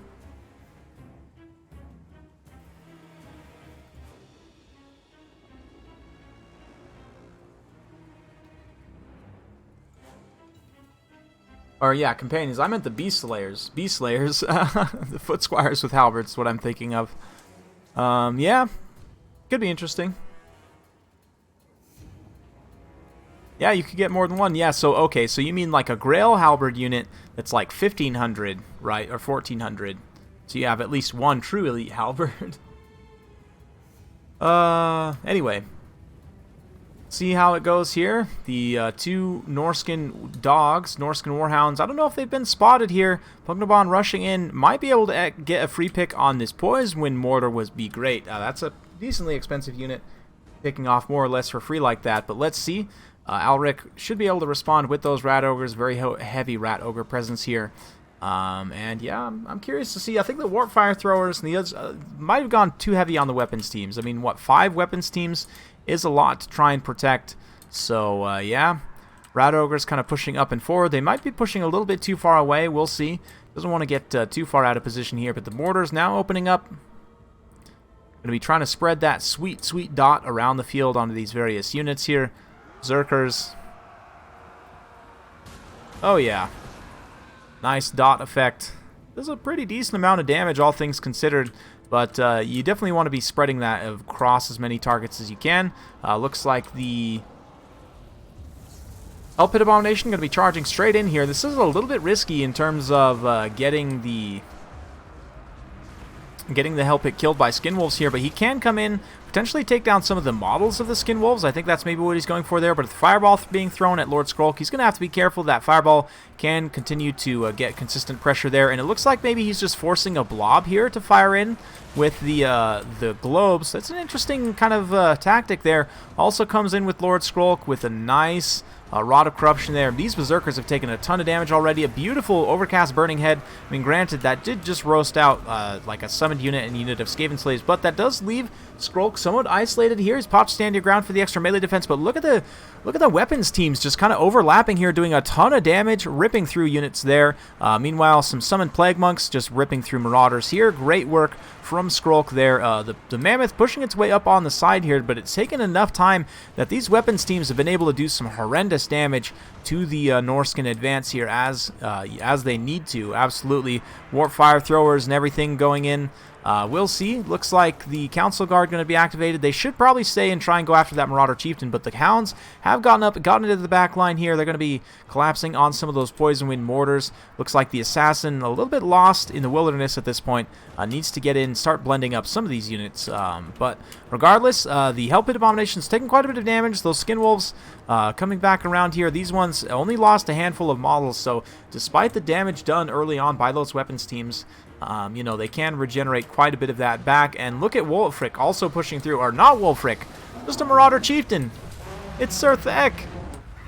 Hey, look at that, it's Surthek. Not quite. He's not on a chariot, so he's not really Surthek. But nice summon in response here, as well as Wulfric pulls his little drive-by up and through. The weapons teams, as I mentioned, they are going to be tough to protect here. Yeah, just kind of a weird situation with so many different weapons teams and not enough units to protect them.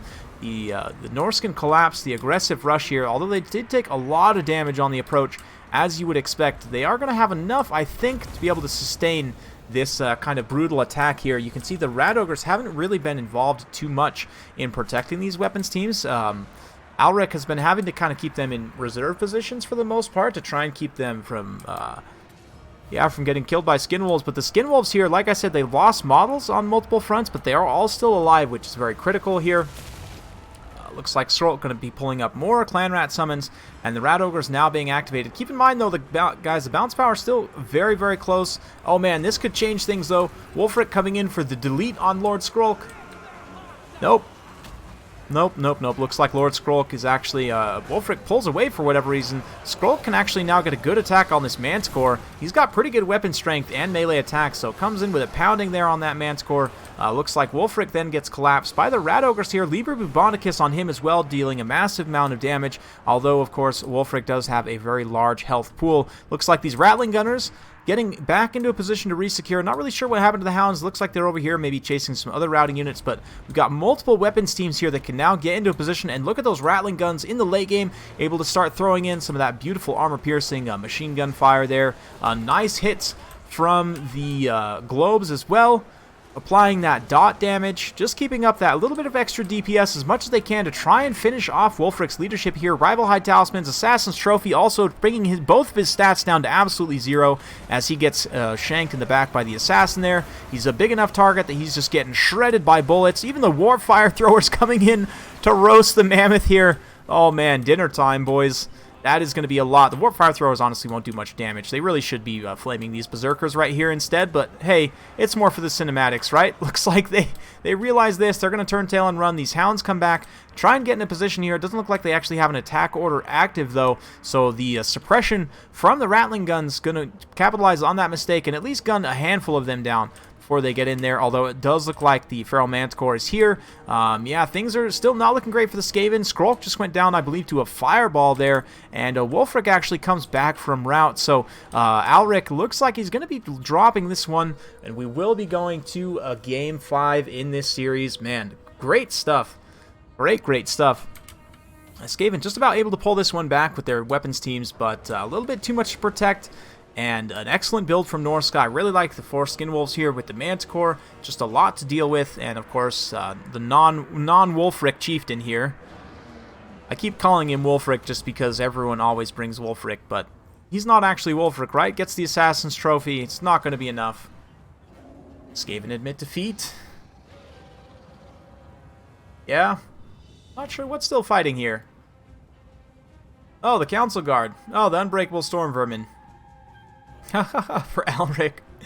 Yeah. I mean, they can fight. I don't think they'll necessarily win here.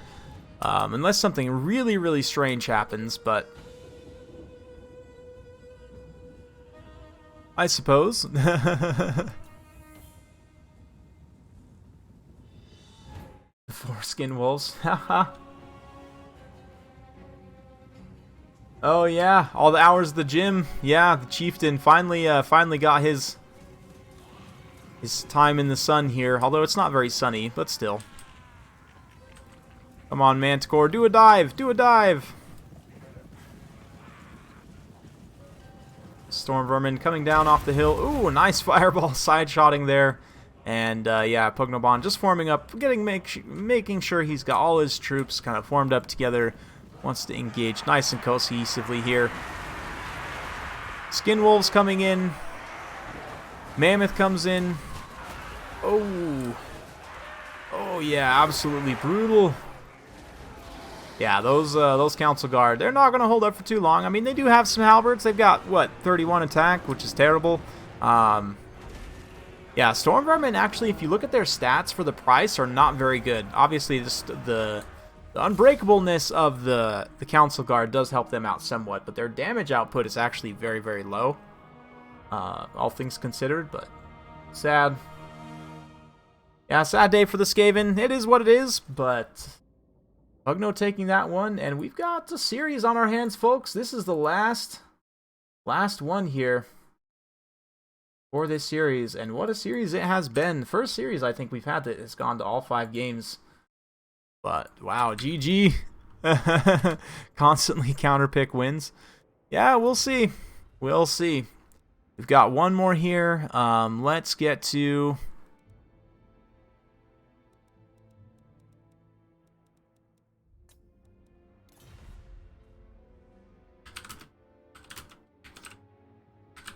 I know. Some people hate this map, but for Game 5, we're going to go for Glacial Lake.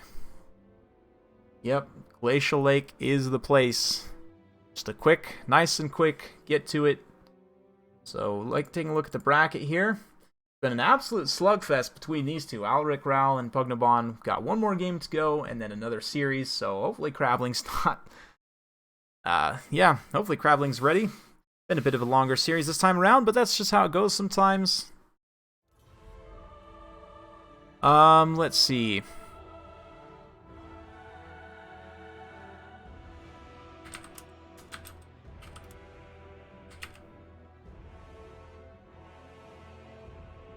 Hey, Lizard Viking. Thanks, man. Much appreciated. A small donation, but a generous one. It is, yeah, it's much appreciated, man. I love doing this, so I'm glad you love the channel. Yeah, actually, the Sword and Board Storm Vermin I like a lot better. than the Halberd Storm Vermin, but yeah, I do think Sword and Board Vermin can be decent here.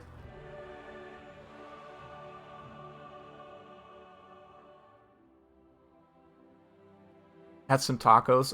Yeah, he's just sitting up there, just munching on some snacks, you know, doing whatever. Speaking of snacks, I'm gonna go get a snack now. I'll put on some music for you guys. Stretch my legs a little bit. Yeah, Storm Vermin are a little underwhelming. I like the shielded versions a little bit better, but I'm gonna let these guys get their army picks locked in. I'll be right back.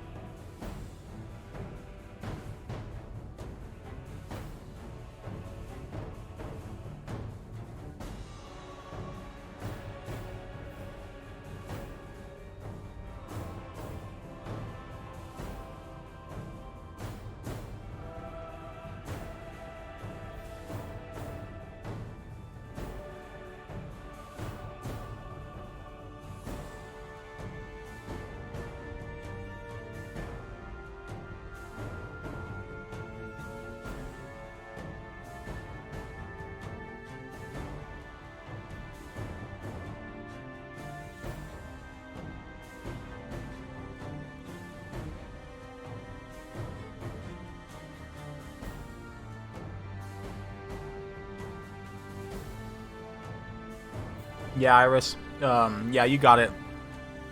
Skin wolves are just super hard for Skaven to deal with.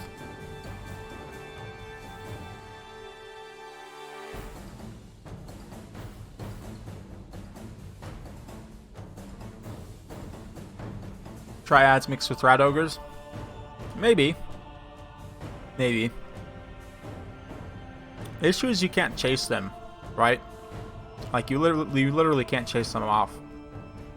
So even if you break skin wolves, like, they're just going to come back. Right? They're just going to regenerate and come back. So, yeah, skin wolves are the main problem in that matchup, I think, right now.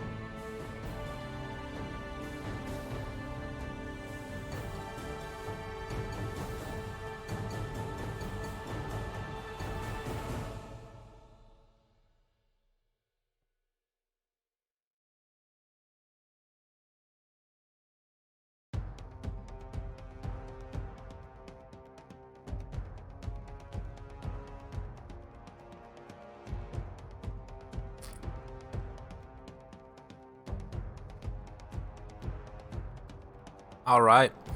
Looks like we're going Lizardmen Tomb Kings this time around. Should be an interesting one.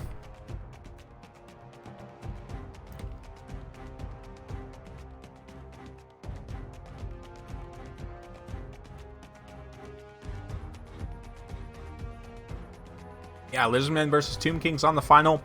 On Glacial Lake as well, so a very small map. Should be a nice quick game 5. Credit to these two, they have scrapped tooth and nail, all very close games, nice back and forth. It's been super fun to watch. So thank you to those two, thank you all for being here as well. Hopefully you guys have been enjoying. Been kind of chilling for the last couple minutes here, but yeah. The thing is, Furthington, again, once you route them, the only thing you can have that can chase them is really rat ogres. And I don't know if you really want to be allocating your rat ogres to chasing them when you need them for other things like stopping up chariots and so on. So yeah, just a bit of a weird matchup.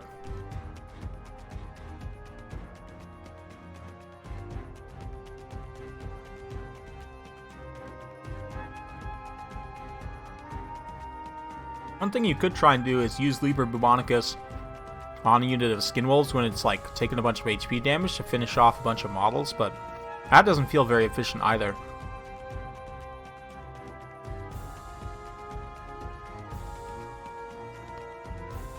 I like lizards here.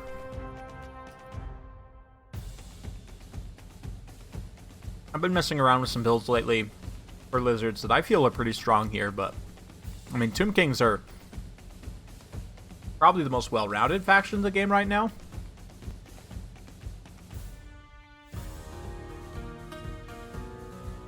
Like, for me, Tomb Kings, in my view, don't really have many bad matchups outside of maybe Norska. Norska's worst matchups?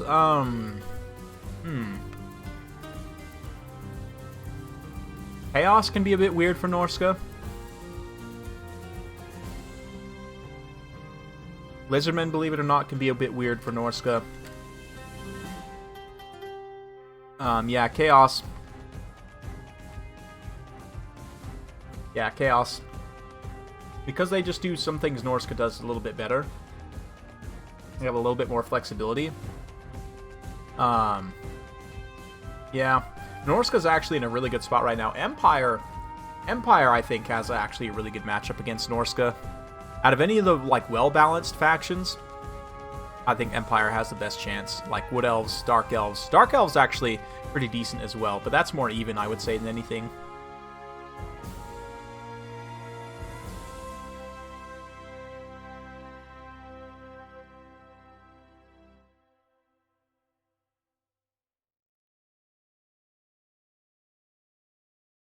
Yeah, Norska can be weird for Norska. You're right, Sarmation. It's a very asymmetric matchup with itself, which is kind of funny.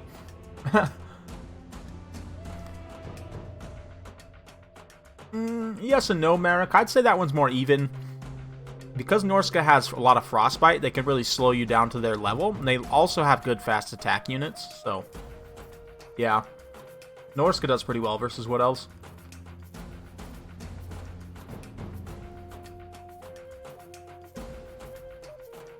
I like that Lizard Viking.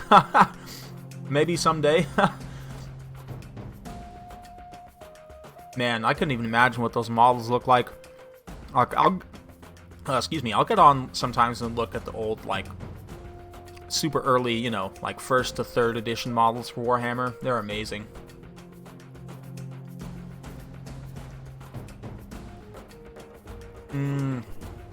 Yeah, I understand that, Fuddington. And it depends, like, the advice I give is generally geared towards, like, high-level competitive play. Keep in mind, though, that the level you play at, obviously things can change.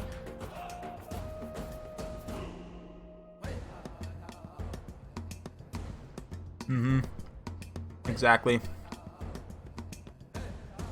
Yeah, it's good. It's good. It's a good matchup, though. It's fun. It's fun to play, in my opinion, both sides. Very wild and fast. Very intense, but it's a fun one.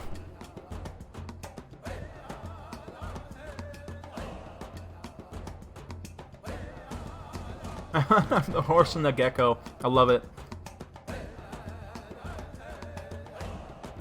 The steed and the scale. I don't know.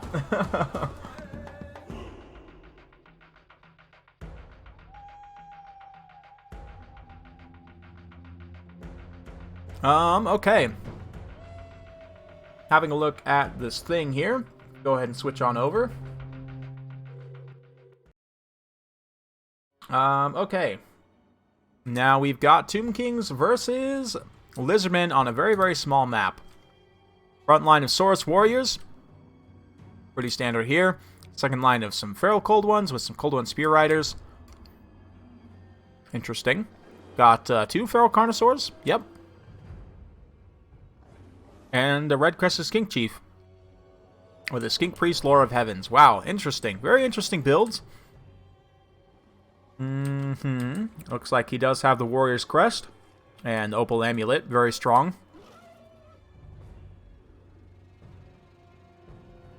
No fire. Yeah, no fire. Interesting. No Razordons either, which I actually really like Razordons in this matchup right now. But, Shabti Greatbows here. We've got Sphinx Vusek plus Cetra.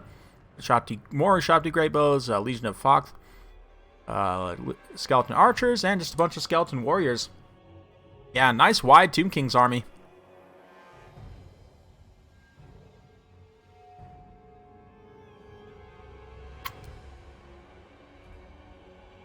Yeah, Wood Elves. I agree with Sarmation. Wood Elves are in an interesting place right now. Like, all the factions have tools to counter them. Wood Elves are still strong, but they just kind of struggle in some certain higher levels of play. Razordons will get one-shotted by 3 Greatbows. Yeah, I guess that's true, but that does mean that the 3 Greatbows are not shooting Mazdamundi, right? Or whoever this is, the not Mazdamundi. Mr. Red Crest here.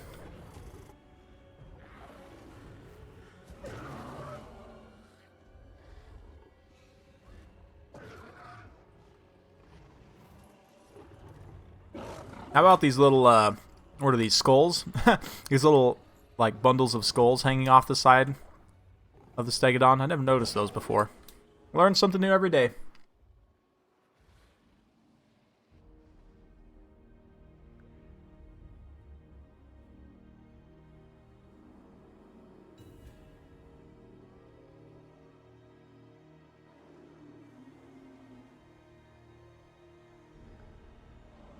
Thunderous one isn't a bad unit, it just tends to Urain and Thunderbolt your own troops, which is kind of bad. You're paying more for a unit that's more likely to kill your own troops, so...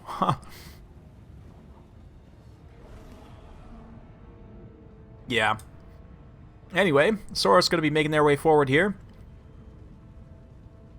This wide Saurus build I've been seeing quite a bit against Tomb Kings lately.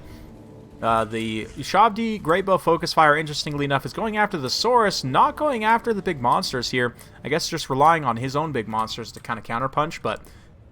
Oh boy. Who's going to force concentrate? So far, no one. Here, though, we've got an engagement between Cetra. He's got his Incantation of Protection up. It does look like he's going to be getting engaged with that Feral Carnosaur there. Saurus Warriors in support definitely means that the Tomb Kings don't want to take this engagement. Pulling back very well there, but oh man, look at the Red Crest, just straight up battering rams through the front line. Starts to destroy this Regiment of Renown archer unit here that's relatively expensive. Cetra Kitty Cat jumps over, gonna throw himself an overcast once again. Incantation of Cursed Blades for that anti-large, up to 612 weapon strength in total. The Red Crest pops his Warrior's Crest, and a nice rear charge here, but look at that.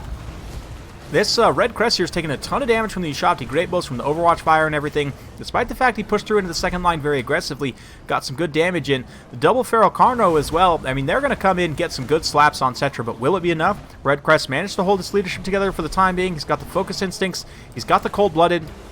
He needs to go after those Shabti Greatbows, though, as he's taking severe damage from them. Yeah. Feral Cold One Spear Riders pull around to try and get into these archers, but... Oh man, that's so rough, losing out that Red Crested Skink Chief early on like that. Definitely a tough situation. That being said, Shabti Greatbows over here getting piled on by some Cold One Spear Riders there. Very nice charge, and the 2 Feral Carnos are still very healthy as well. But oh man, The poor Red Crest just actually gets taken down by the Sphinx of Usek there. Yeah, wrong neighborhood. You got it right. Rip. Rest in pieces, Red Crest. You deserve better. Anyway, looks like the Shabti summon maybe going to be used already. It does look like the two Feral Carnosaurs are able to pull away, though. Try and kite out that Shabti summon a little bit. Pretty good stuff there. The Skink Priest is in a bit of trouble. Looks like the Shabti are going to come over and start to beat on him pretty badly there. That's not a great situation. The Saurus are, you know, they're grinding through like Saurus do. But I just don't know that they're going to have enough at the end of the day with the loss of leadership here. Yeah, Feral Carno, despite the Harmonic Convergence, still gets taken out here, leaving the other Feral Carno all left by his lonesome. And they have been able to almost take down Cetra here, but obviously the Sphinx of Usek being completely healthy. And, yeah. Thing about Glacial Lake is it's usually a quick one. And it does look like Alric able to pull out the win here with Cetra and the Tomb Kings. Yeah. Yeah, not focusing the Shabti Great Bows enough. You say that, but, I mean, credit to Alric with his deployment. He had the spears kind of in supporting positions for the Shabti Great Bows, and because they were all spread all over the field, yeah, not bringing Skinks, yeah, I think that build was a little narrow. For myself, again, you guys will see this, I think it's coming out tomorrow, where I take a bunch of Slon builds. And I think a light Slon build, if you go super wide here, is actually a little bit better, but we'll talk about that another time. Credit to both these guys. You know, excellent series. Super, super great series.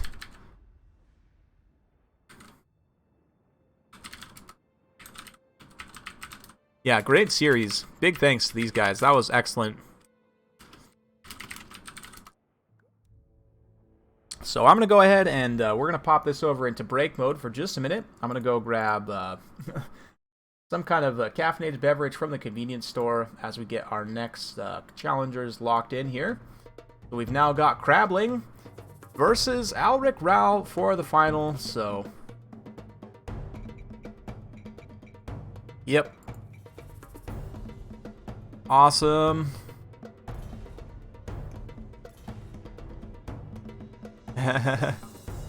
Cool, cool. Yeah, what a series, right? What a series. That was awesome. That was awesome. And here's Crabling. So, I'm going to just let these guys know.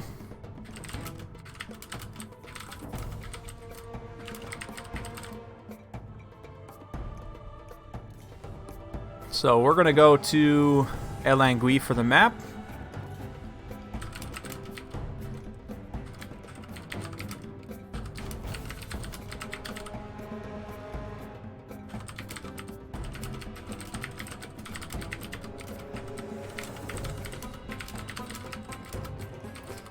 Getting these guys again ready to sit tight for just a minute. I'm gonna go again, just grab a quick beverage, something with a little bit of caffeine to wake me up, and we will be back. So yeah, just sit tight, guys, and keep each other company and all that fun stuff.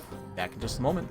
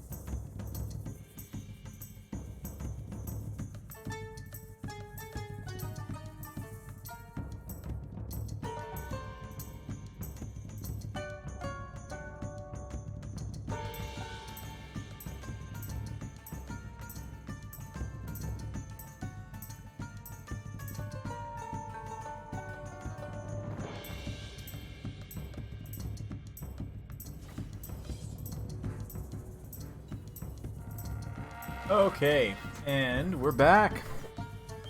Go ahead and go on over to the bracket here. We can get things updated. Get the scoreboards cleared out. Whoops, I got this playing in the background still. Good old air. Anyway, get this cleared out here.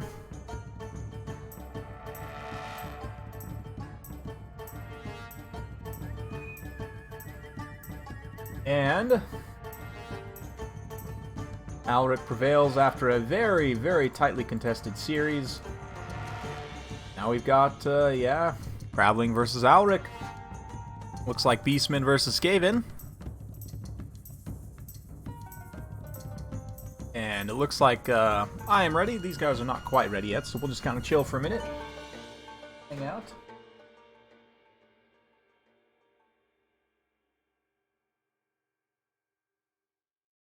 Yes, it's been good. Been very, very good, actually. Beastman versus Rat Beastman. Exactly. You got it. You got it exactly correct.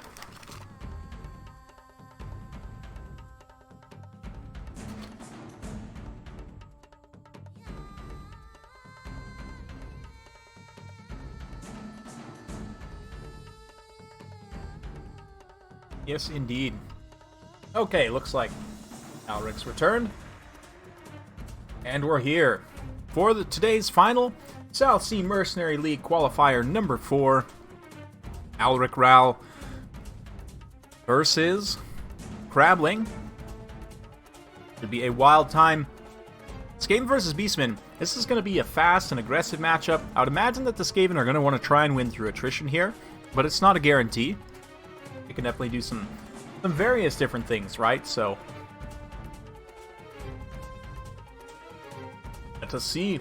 Let us see. In terms of armies here.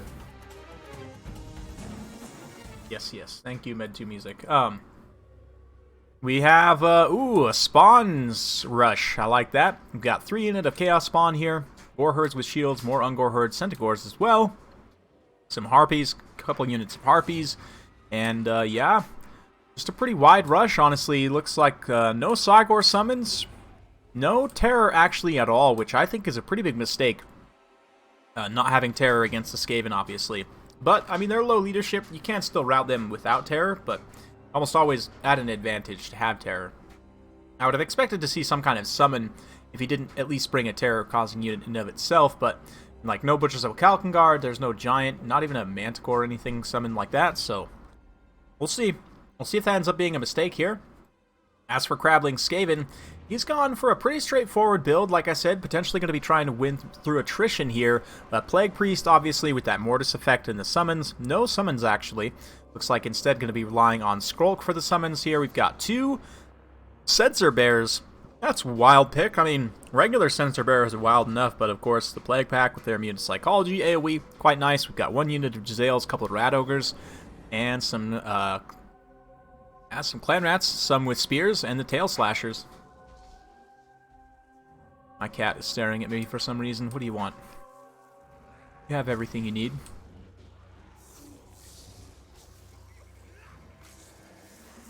Oh, except head scratches, I guess. Okay. I suppose. As we wait for these 2 to get ready, I should get my webcam set back up. It's currently packed away somewhere, but I'll show you guys the cat I recently adopted. She is adorable. Yes, she is. But you know who's not adorable is any of these guys currently on screen. They are all disgusting, filthy creatures, and they deserve to die, so hopefully they kill each other horribly. Yeah, here we go. Skaven will be pushing forward, trying to set up a good position here. The woods can be used to somewhat of a good effect here by Alric to help screen some of his more expensive units, potentially from the Jezzails and so on here. Keeping in mind that, of course, Beastman large units, by and large, do not suffer from forest penalties. That includes the Chaos Spawn here, that no forest penalty trait. So he can use those forests to advance here and try and screen out some of the Jezzail fire, but I mean, there's not really a whole lot here. There's just a couple of little trees in this small patch. So how much is it actually going to end up being worth it? It's tough to say. You can see Alric kind of dispersing his forces very well. There's not like a Doom Wheel or flares or anything to kind of come out and harass in a more mobile sense. Try and, you know, kind of ping pong around these different units. So yeah, right. It's not the bell, unfortunately. It's just the furnace. So yeah, doesn't make the bong sound as we would like it to. But it does have these two little plague monks on the back. And we've got more plague monks here. This is actually kind of a cool, like, plague-themed army, to be honest, for a tournament game. With the two sensor bears. But yeah, Alric taking his time here, very patiently kind of advancing. You can see there is a one clan rat summon here that comes up. Just allows him to kind of pick away at these Ungor herd. This is honestly a really good situation for Alric, just being able to kind of waste some of this ammo as he advances here. Because in a late game situation, I mean, you can see these Giselles don't have a ton of ammo. They have a pretty good amount, but they are chewing through it pretty quickly, and they are just shooting Ungors right now. That's fine for Alric. That's actually really, really good for him as he starts to work up and around. I mean, even like these Harpies at 600 points with a much lower health and model count would be a better target. But yeah, Chaos Spawn, you can see, looks like one of them is actually going to be going through the forest here, or none of them potentially. But oh, I see what he was doing there. Okay, so he actually used the Clan Rat summon to actually bait the Chaos Spawn summon out to put that on a timer. Okay, so Crabling clearly on some next level plays here from what I understand. But look at that repeated what is that? Vile Tide, just doing some really nice damage on that Blightscab's Plague Pack there. Consistently going to be kind of poking away as he makes his advance here. And one thing to note about Skaven Slave Spears is they don't have charge defense. They have bad enough stats that they're going to get completely run over by something like this. Absolutely just completely run over. You can see the Harpies come down to start to bog down some of these units. The Hell Pit Abomination is going to make its way over, but the Spawn come in and just... yeah, rip and tear these. Oh man, the Skaven. Yeah, they're done. They're done. They're completely done. The Hell Pit comes in to try and bog things up, but actually these Chaos Spawn with the poison and their good weapon damage, they are going to be a really nice counter, believe it or not, to that Hell Pit Abomination. It's not taking a lot of damage right now, as the majority of that is being soaked by the Plague Pack, but maybe the Plague Pack, I mean, they do have good weapon strength. They can potentially punch back a little bit here, but certainly the Spawn's rush is coming through now, pushing very, very aggressively. And it looks like, yeah, Goreherd's following up a little late here. We've got more Centaurs out towards the flanks, but this is kind of okay for the Skaven, having this Plague Priest safe, but at the same time, having him in this main kind of blob fight draining the Spawn would be quite advantageous as well. But it looks like the Plague Pack are able to stabilize somewhat here with the support of some Rat Ogres. Start to punch back against these Chaos Spawn here. They're holding up okay. They're waving their little, I don't even know what to call these appendages here around, and they should be doing all right. But as long as Skrulk's still completely healthy here, this Hell Pit's still completely healthy, they really haven't accomplished their primary objective. Now, granted, we have a fresh Spawn summon coming up here now in the back line, of course, from Morker, and that's going to be the one that he activated himself. Still, though, some more summons from Skrulk also. There's plenty of Beastmen infantry, but we'll see. Will it be able to hold up against the Skaven? It looks like the attrition winning out over on this side. You can see the Centaurs and these Goreherds with shields, a relatively expensive unit, just not really trading wildly cost-effective there. But, yeah, no floppy fresh claws, yeah. Blightscab's Plague Pack, I mean, the AoE immune to psychology is not going to end up mattering a whole lot here because the Beastmen didn't bring any terror, which again is a pretty big mistake in my opinion, but he does still have kind of this mobile little squad here. These guys can start to roll around and roll up some of these kind of tattered units out in the periphery. He is chasing away some Giselles there, so Beastman player, he's running out of steam a little bit here, Alric is, but he's not completely out of it yet. There's a lot of units still relatively healthy here. These Goreherds, they have enough attack to get consistent hits against the Plague Pack. You know, with the support of that Plague Priest, though, that Furnace coming back around, will it be enough? We'll see.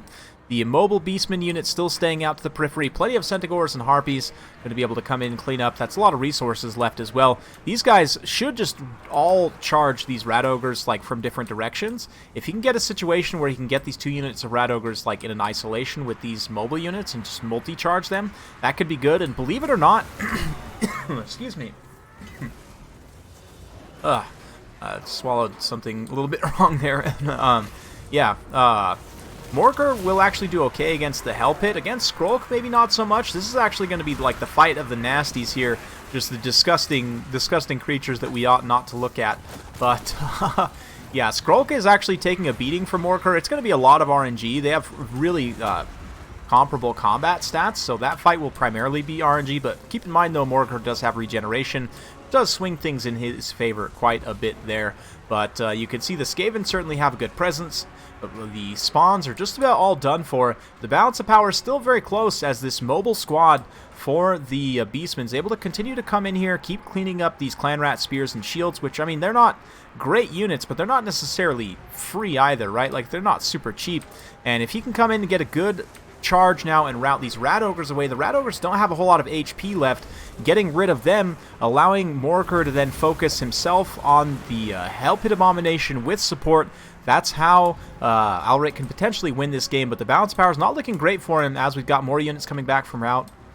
Maybe ought to just try and disengage Morker here, use his mobile units to go kind of clean up like these other Sensor Bears, these Plague Packs, these other units that are kind of scattered around the periphery. But yeah, these 2 Rat Ogres got a lot of kills. There's some XP chevrons going around. Same thing with the Hell Pit Abomination there. Some really good high value work done. But we'll see. Looks like this Brave Shaman's still online. Still alive, I should say. Maybe not online. And the Rat Ogres are starting to give up their leadership, so like I said, the Beastmen, if they stay patient here, stay mobile, keep using those mobile units as they should, and kind of keep cycle charging and just cleaning up these routing units anywhere that he can find them, they definitely have the numbers advantage still, which is an interesting situation to be in the late game against the Skaven, right? Having the numbers advantage there. But, oh, this is a good situation here. A nice clean charge on those Rat Ogres. You see that HP damage just basically finishes them off more or less because of the charge bonus there. And if he can get a situation like that to just finish off a few more units here, just quick, key, you know, takedowns like that, he could potentially finish off the support here, and then it's just going to be the Skaven's single entities left. And at that point, he's going to have a pretty good situation. Morger and the Brave Shaman, if he cycle charges, can potentially get rid of some things, but Skrulk has got to be the priority target here. He's got the least HP, he doesn't have regeneration or armor, so he's going to be the easiest target to take down, but it does look like a few more Clan Rat Spears kind of hanging around here. Right? Right? This is turning into an interesting game here. This is a very, very close game. Both these players just scrapping tooth and nail at this point, but ooh, nice little Bray Scream there. Is this the situation? He's got Skrulk isolated all of a sudden while Morger is just going for a ride, being a great distraction here. The Furnace does come back around to get a nice drain effect, but oh man, those Harpies coming in on the charge, they have some good weapon strength. They get a little bit of charge bonus, but a really nice Rod of Corruption. That Rod of Corruption is going to be key as well in this late game, keeping in mind that it doesn't have a number of max uses, so the longer this fight goes, the more uses he gets of that, and the more value it's going to be, and the Beastman infantry especially are not going to like that one bit. Skrulk also, because of his Discourage effect, it's going to make it hard for the Beastman infantry to stay in contact with him and actually get consistent hits here. You can see Morger just getting run over somewhat. Morger also has magic resistance, I guess, in a head-to-head fight with Lord Skrulk, but I still think it's going to be a lot of RNG, kind of who comes out on top there. The Beastmen scrapping as best they can here. They've got some good situations, but yeah, that Brave Shaman just gets clubbed by the Hell Pit, and I think the Hell Pit, the single entities being left, is just a little bit too much for the Skaven. I don't know what kind of disgusting like conference is going on here that I want no part of, but clearly Morger is going to get punted away from that, and I think that's pretty much going to be it. I don't know that Alric can stabilize from there, but very well played to both players. That was some nice back and forth. Rat Ogres are a bit squishy, yes, they are. They're supposed to be.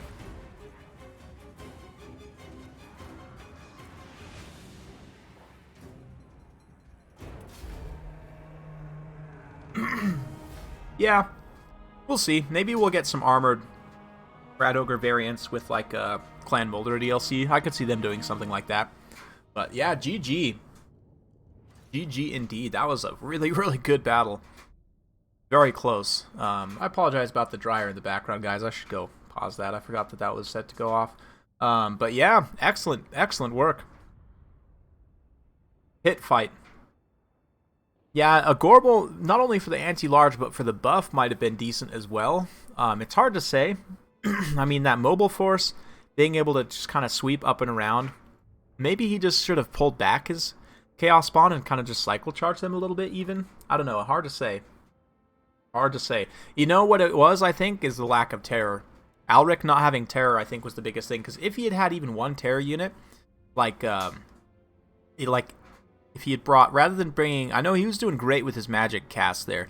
Just bringing Lore of Beasts instead, you throw Flock of Doom is really nice against Skaven because you can pretty much guarantee they're going to be high model count units across the board. And then take the Manticore Summon, obviously, to give you like a mobile kind of hit terror unit. And it also gives you an additional summon right on top of your Chaos Spawn, so you can go for a big power spike. But just having at least 1 to 2 terror units there, I think, would have made the difference.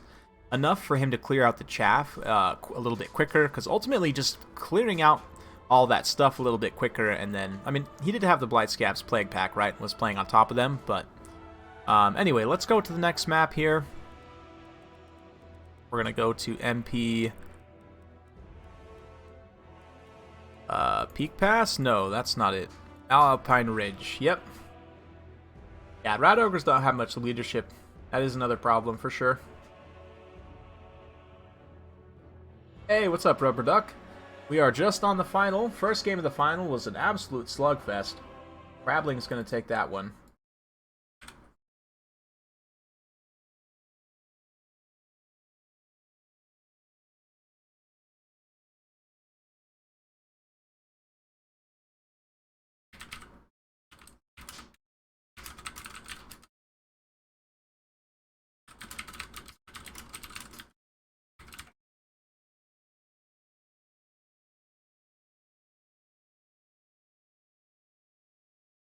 Yeah. I mean, alternately, if you do want to stick with Lore of Wild, which I definitely see because, you know, Bestial Surge is pretty good and Vile Tide's pretty good, you just take a Cygor summon and just summon the Cygor in the middle of the blob and use it as a melee unit to, like, fight the Hell Pit. Can kind of work. I mean, it's not ideal, but just having that terror certainly would be helpful. Yeah, or like I would said, Lore of Beasts, I think almost all of the time, like in almost every matchup, I would go with Lore of Wild, but this might be one where just going with a super mobile build with Lore of Beasts, yeah, might be decent. Lore of Shadows, unfortunately you don't have any terror from there, but Butchers of Kalkengard are another one that I would consider also, as kind of an answer to take down like Doom Wheels or the carts, and they also have terror, so you could kind of, you know, work them in somehow. There are a few different options. Doesn't necessarily have to be something you summon. But...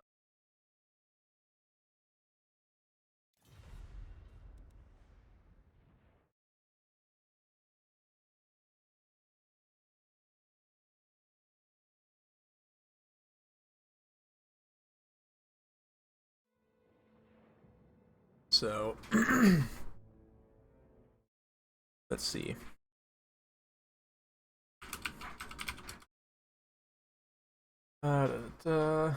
Yeah. The thing about the Manticore in that situation, right, versus the Plague Pack is like, yes, the Cygor summon, you would have to summon it kind of in that blob to really get good value from it in melee. And so, like, if you're fighting the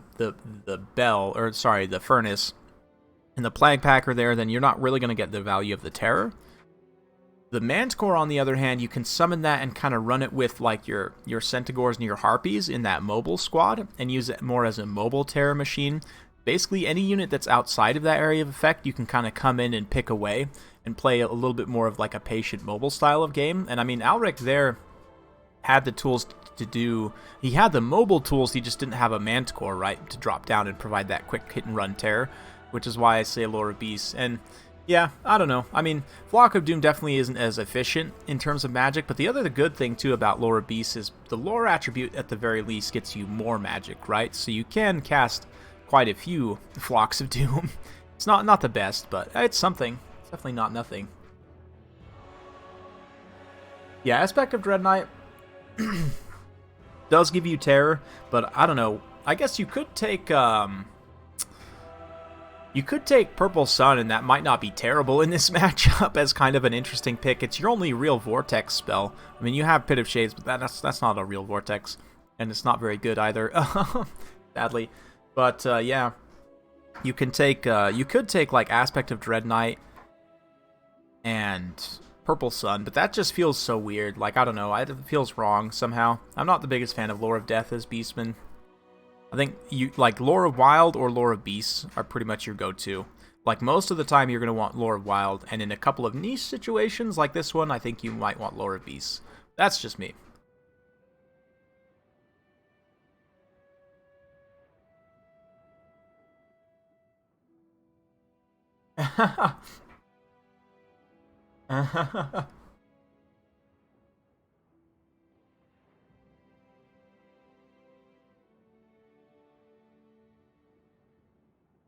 Yeah, F-Pod, that was some next level play there. At first I was like, okay, what what is this Clan Rat summon? What is the point of this? And then I didn't even realize. I don't think Alric even realized either, otherwise he probably would have pulled Morker away, right? But that was a wild that was a next level big brain play. Looks like Alric's gonna go for the Empire, and Dwarfs and Dark Elves. So we'll see what Krablin counterpicks here. We are on Alpine Ridge. Very interesting map. A little bit small, but it does have, obviously, the bridge in the center.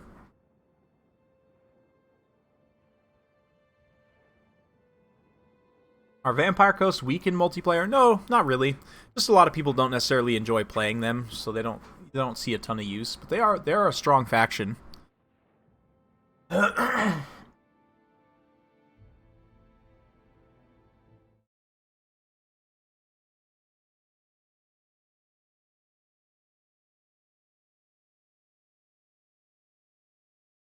Yes. Yeah, they're good. I just, yeah. Some people don't really like playing them. A lot of people don't like playing against them, which I get. For me, like, I kind of like them thematically. Like, I'm about the gunpowder stuff, right? So I like that. Like, I like some of their units, but I get it. Their playstyle can be a bit grindy sometimes.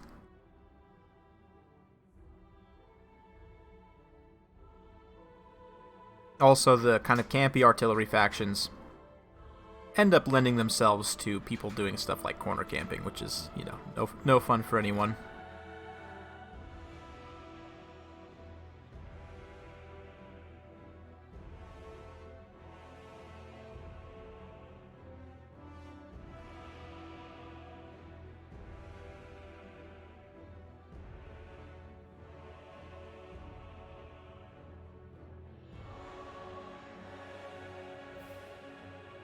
Any tips for Vampire Coast in multiplayer? Don't get too passive. Be my biggest tip. Like, and also try a lot of different styles. Like, you can play Vampire Coast rush builds. Yeah, I know it sounds weird to say that out loud, but you can. You can play, you know, more like mobile style builds with lots of bats and hounds, and make sure you have Dance Macabre and overcast it, you know, when you catch something on isolation. You can play, obviously, your typical standard artillery camp, whatever. Just my tips for Coast is just make sure you experiment with different play styles. Like rushing, like for a rush build, for example, if you take Silostra plus like the fire Necrofex, right? Because it can blast stuff at short range, or if you need to run it into melee, you know, to delete something as well, you can, like an elite Nav or infantry. And then, you know, go with like all melee units, and just that a lot of people are going to be like, oh, you know, it's Coast, I should probably expect a lot of missile campy stuff, and then suddenly they get face rushed by a bunch of crabs in an angry flaming ship that's walking around. So yes it is best of 5, Rubber Duck, exactly. Yep. Yep, so looking back at sort of what has transpired here, we've had a few rounds so far. F-Pod and Crabling. Crabling took a 3-0 against F-Pod. Very fun games. And Alric Rao just slugging it out with Pugnoban. I actually need to move these scores over here. Wait. Yes. Yes, Alric is there now. No, wait. A little bit potato OBS still. Despite having used it for how many years? Okay. You guys just about ready? Nobody expects the Spanish crab rush. Exactly. Exactly. 0.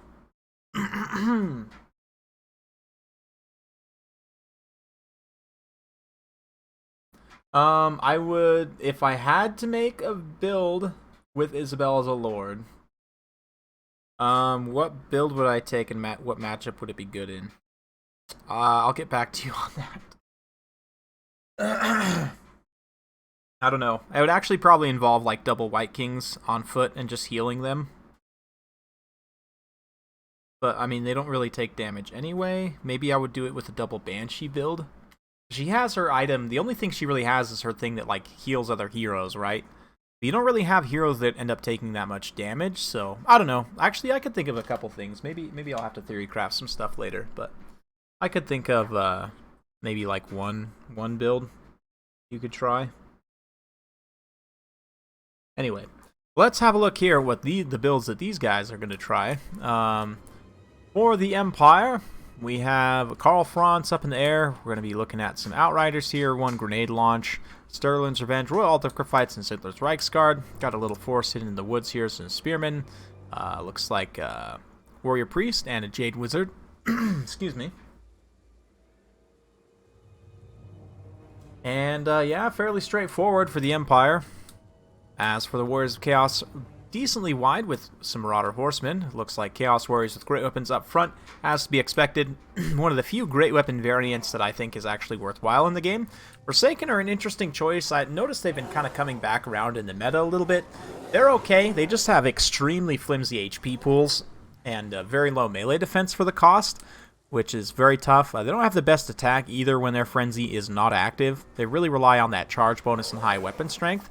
85 armor is okay. It's not amazing. It's something. But again, that low HP pool means they do get taken out pretty hard, especially by like an open field night charge.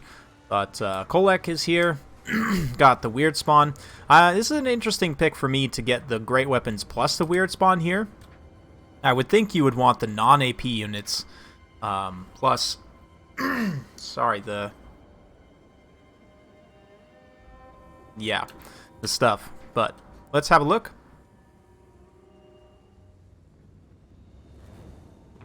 And both players kind of pushing up to try and utilize this flat area on the side of the hill, which is honestly pretty common.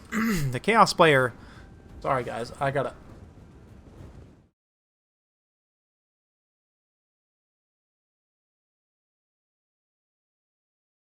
My voice has been kind of gone this week. I almost didn't... I didn't stream yesterday, my campaign, because my voice has been gone all week. And I thought it was recovered enough to stream again today, but it's starting to give out, so I apologize.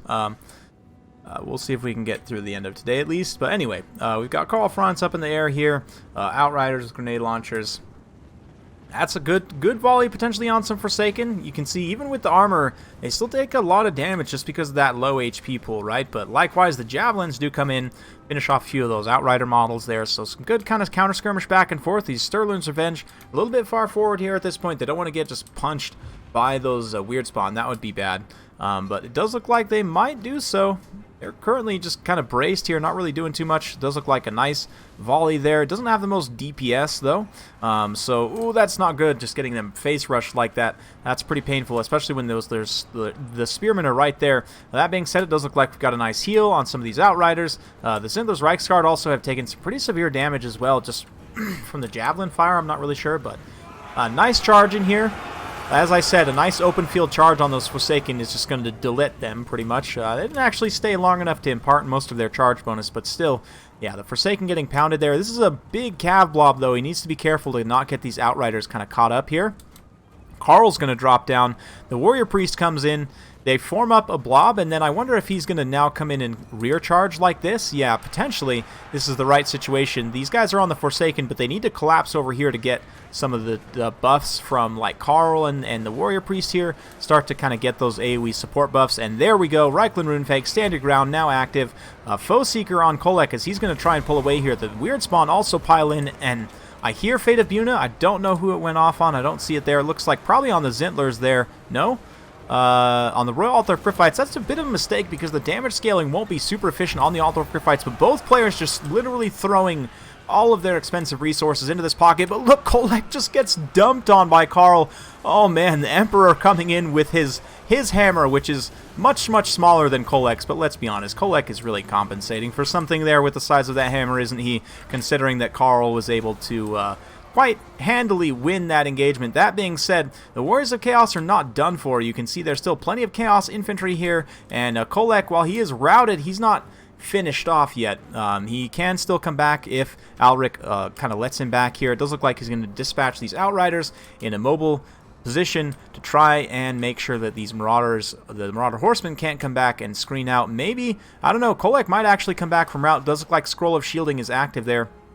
And the Stirler's Revenge just get eaten up by Chaos Warriors here. The Forsaken have found the reserve Spearmen in the forest here, so they're going to need to pull back, try and reunify. So despite all of that engagement, he was able to get Kolek very well there, but balance power still a little bit behind, mostly just because the Chaos Warriors are so healthy at this point. But we'll see. The Marauders are going to make their way forward at this point. Or, the Marauders, the Outriders, if they can get in range and just finish off Kolek here, finish off some of these other high-value targets, will be very beneficial, but they do have to be careful of those Weird Spawn. Karl comes down, gets a nice hit on these Marauder Horsemen, but he needs to be careful not to get isolated and punched by Kolek here, because that could lead to a very bad situation for the Empire. But with that Foe Seeker active, a quick tear route on those Marauder Horsemen, he's able to pull away.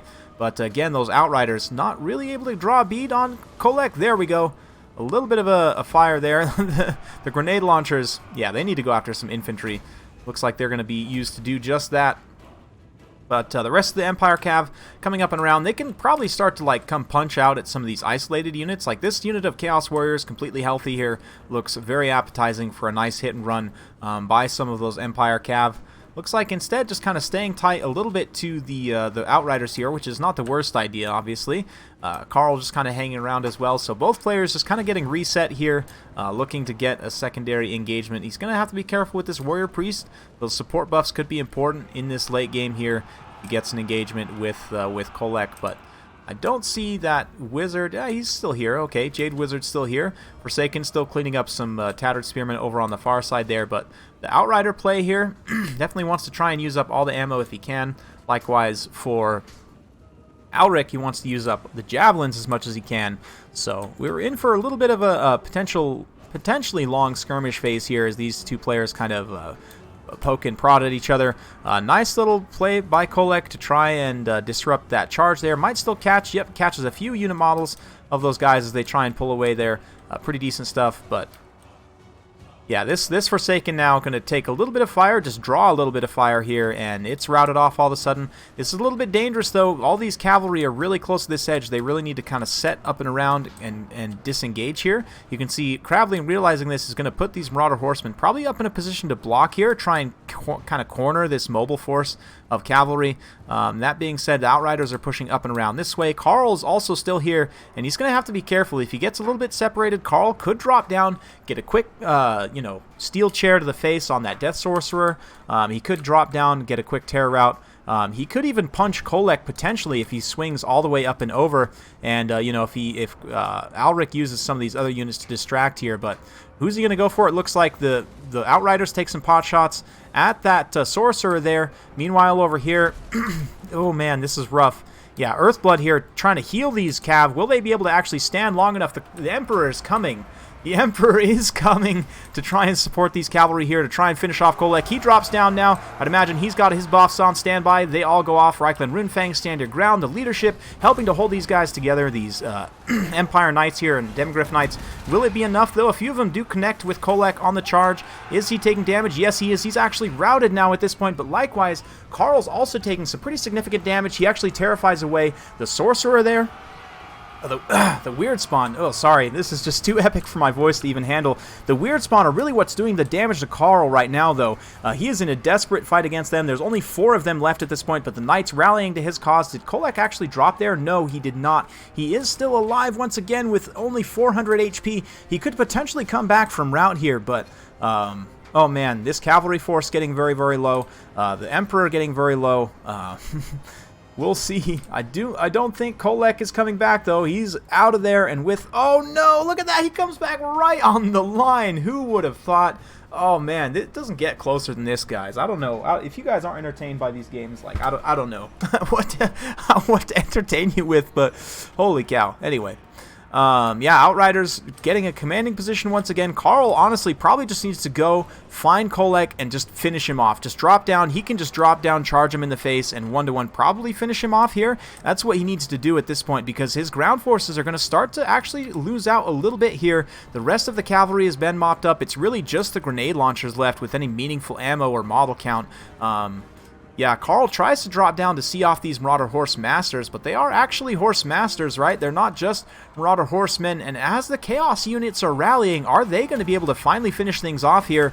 Looks like Carl comes in with a Foe Seeker. He's trying to stay tight, it looks like, to that Jade Wizard as much as possible, which is obviously a pretty smart idea. But, oh man, Carl, if you come in and rear charge right now, you could get a terror route on these Horse Masters, maybe spring some of these guys out, or it looks like they're just going to route on their own, potentially there.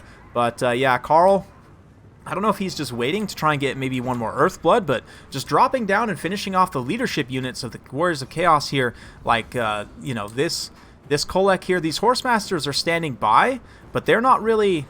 I mean, they don't have any ammo left to fire, right? So he can very much try and choose his engagements.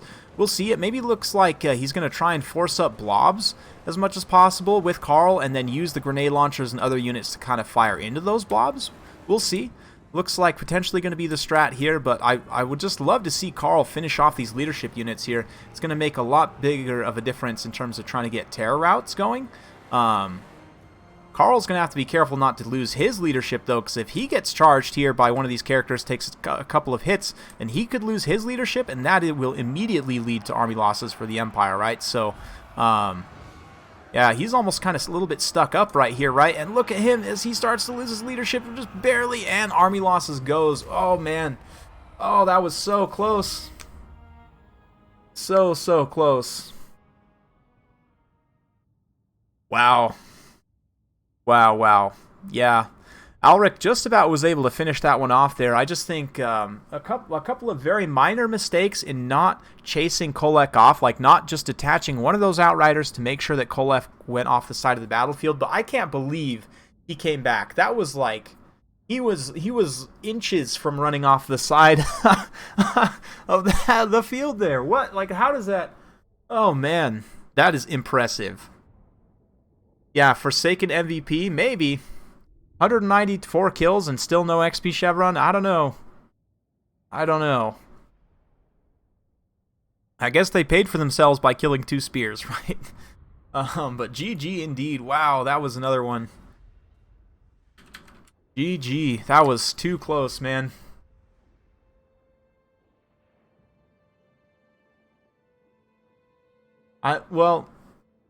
Well, John Ford, I don't know, like, that's a generic enough name that I can't tell if that would be someone's nickname, or if that's, like, that could be someone's real name. Like, that's such a generic name, though, that I could see it being someone's nickname, you know what I mean? Okay.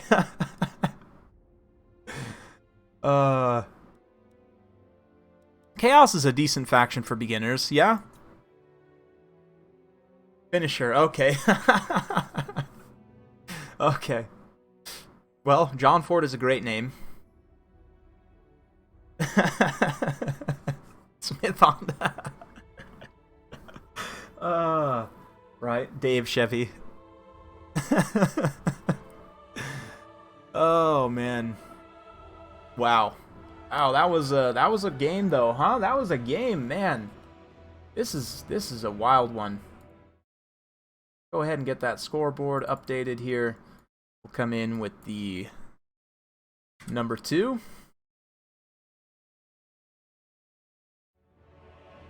Chaos in campaign is go get the Sword of Cain. That's like your only objective, and then you have a great time. Preferably with Archaon. Although, you know, actually you should get it with a generic, because all of the Chaos characters can get their own legendary items. You don't really want to miss out on those, I would say. So yeah, generic Sorcerer.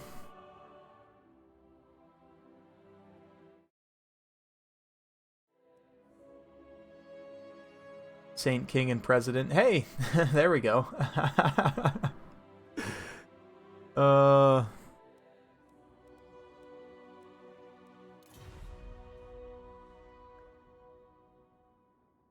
It's like Crabling going for greenskins again.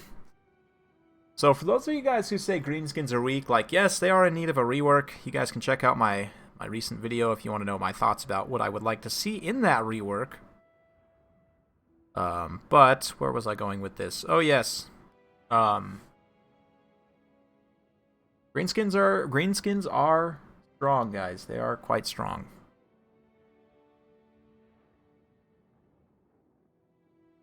Yeah, I actually haven't tried since they put the Empire on roids, I must say. I'd imagine it's very hard for Norska to hold up right now.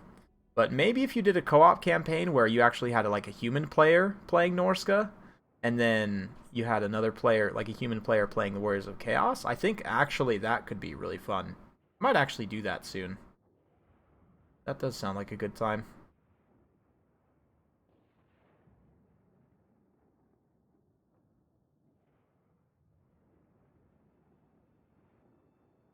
Greenskins are strong, yeah. They do fold to a few strats, but at the same time, like, because their roster is so flexible, I think a lot of people kind of discount what they can do in certain situations. Like, you can play just about every style with the greenskins.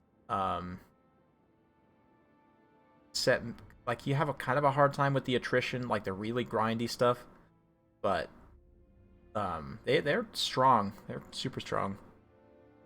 Yeah, their campaign is rough. I haven't played a Greenskins campaign in a long time, because the WoW mechanic just makes me sad.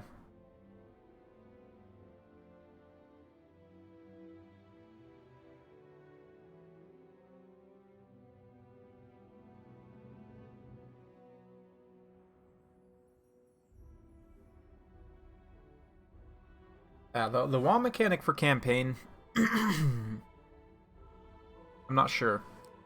I'm not sure what to make of it. Looks like Alric's going to go Wood Elves this time. This is an interesting matchup. This is a very interesting matchup. Because the Greenskins can go in wildly different directions here, and the Wood Elves can too. And so you end up with a lot of rock, paper, scissors. Like, if you go with a really wide Goblin build, then you're going to be super strong against Wood Elf missile builds, because Goblins have good missile block chance, and they have... you know, just a lot of numbers. They trade very cost-effectively into the lower numbers of the High Elves. Then you also leave yourself vulnerable to something like a Wild Rider Rush, right? But then if you go with the Wild Rider Rush, then you look at something like a Spider, you know, with just like a traditional Orc army, you're going to have a hard time against stuff like Spiders, even like Biggins. Spider Riders even, too, juiced up with the right buffs will give, you know... give them a hard time. So then you look at something like, you could go for like a grind, like a real grind with like a tree blob, but do you really have enough HP to stand up in terms of your infantry? And typically you don't. I mean, the trees will stand up, but then all the elves die, and then you're sad. Yeah. It's interesting. I would almost say the Greenskins have the cards here, as weird as that sounds. You might think that the Wood Elves can snipe Greenskins' leadership really easily, but that's not always the case. And the Greenskins' numbers and flexibility give them, I would say, an advantage in this matchup. But it takes a lot of skill on both sides. Like, this is one of those kind of high level, high micro matchups you don't see super often, but it can be wild. Timing on the horn, yeah, Orion can be very, very strong here, and like a Horn Wild Hunt build, timing on the horn, just getting good hit and run pushes. That's why I mentioned Spider Riders, because they're such a problem for that specific playstyle. You really have to, like, it seems counterintuitive, but you have to prioritize taking out the Spider Riders first, so that your Wild Riders are then safer to cycle charge the Greenskin infantry, right? Yeah. Talking about it with some people recently. I think it might have been was it on the stream earlier this week on New Year's? Um, I was talking about the Wood Elves need a unit that's like a unit of hounds, basically like forest doggos, because they have the best light cavalry in the game in terms of like performance, right? Which is Wild Riders. They're amazingly good light cavalry, just exceptionally good light cavalry in terms of their shock value, right? But they don't have any cost-effective, cheaper light cavalry like Illyrian Reavers or even something like doggos, right? Like hounds, chaos hounds, whatever. Um, Something like that in the Wood Elves roster would be, in my opinion, one of the most helpful units they could get. Is something like, again, like forest doggos, like you make like little tree spirit doggos, or you could just do like melee glade riders for like 650 with swords or something. Like, yeah, melee glade riders. Yeah, and I think that's even a thing in the lore. Feral deers, I would love that too, honestly. Like, like whatever the Wild Riders and the Sisters of Thorn riot, just like a feral unit of one of those for like 550.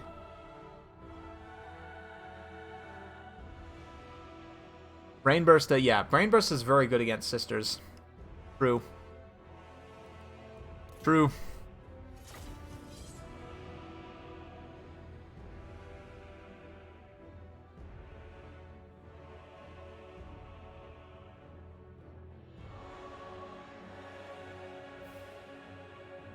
Excuse me.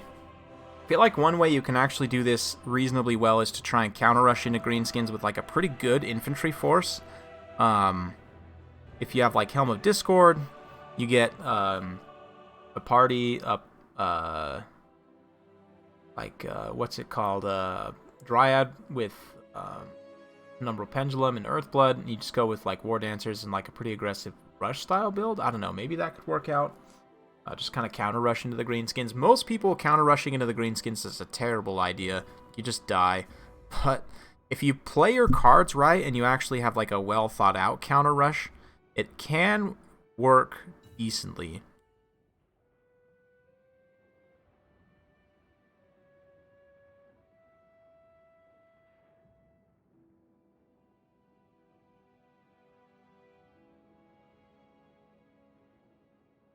Thing is, like I said though, like you end up in a lot of rock paper scissors in terms of builds here, because like if you have one build that works for a certain style of greenskin play, then if they come in with something else, which they can, then you know you can potentially run into problems. And yeah, it's a lot of rock paper scissors.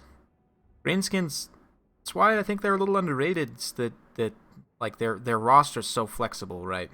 It's just super flexible. Um,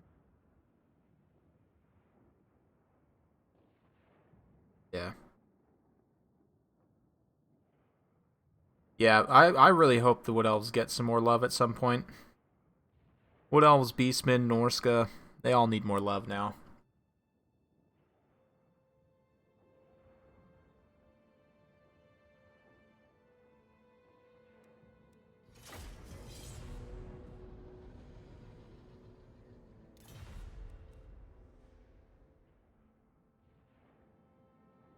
I've been asked to check a build here, so let me just quickly pop this over so you can't see.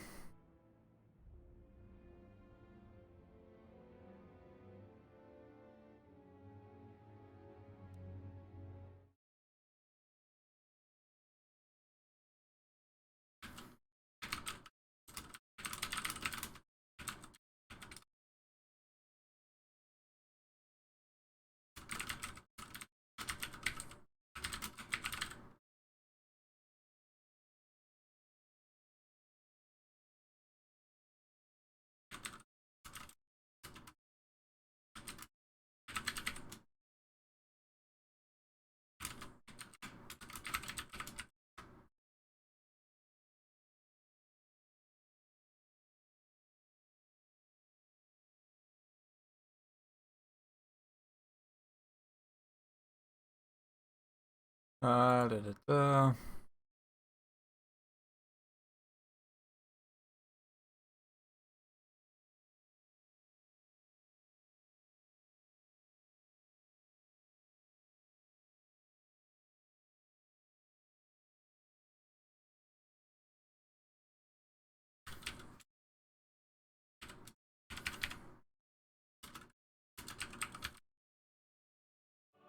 Okay.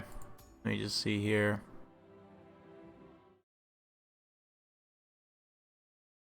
Okay, yep, that's... Everything appears to be in order. I will give this my seal of approval. This is a build, though. I'll tell you what, guys. This is a build. You'll see in just a moment.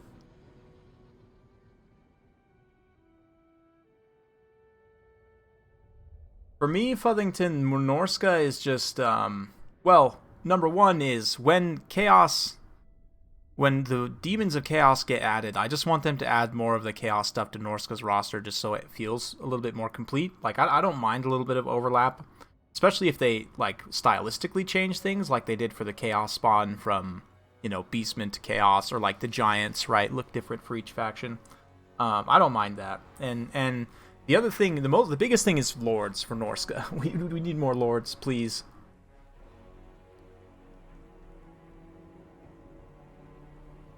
But anyway, let's have a look here at the builds. So we're going to start with this Wood Elves build. Looks like a dragon. Yes, a Glade Dragon up in the air. We've got Durthu. Wow, straight up Big Daddy Durthu going all the way in here with a Branch Wraith, buddy. We've got some Wild Riders with shields, Dryads, War Dancers, Eternal Guards also. I like to pick up Durthu here quite a bit, actually. I've got some Squig Hoppers there for the Wood Elves, or sorry, for the... Greenskin side, Spider Riders, Savage Boar Boys, more Spider Riders and Savage Boar Boys, Error Boys. So no real infantry, just going with, what is this? This is like a medieval England style build with longbows and knights, except instead we've got like Soccer Hooligan Bowmen and Soccer Hooligan Pig Riders. So yeah, it's basically just that.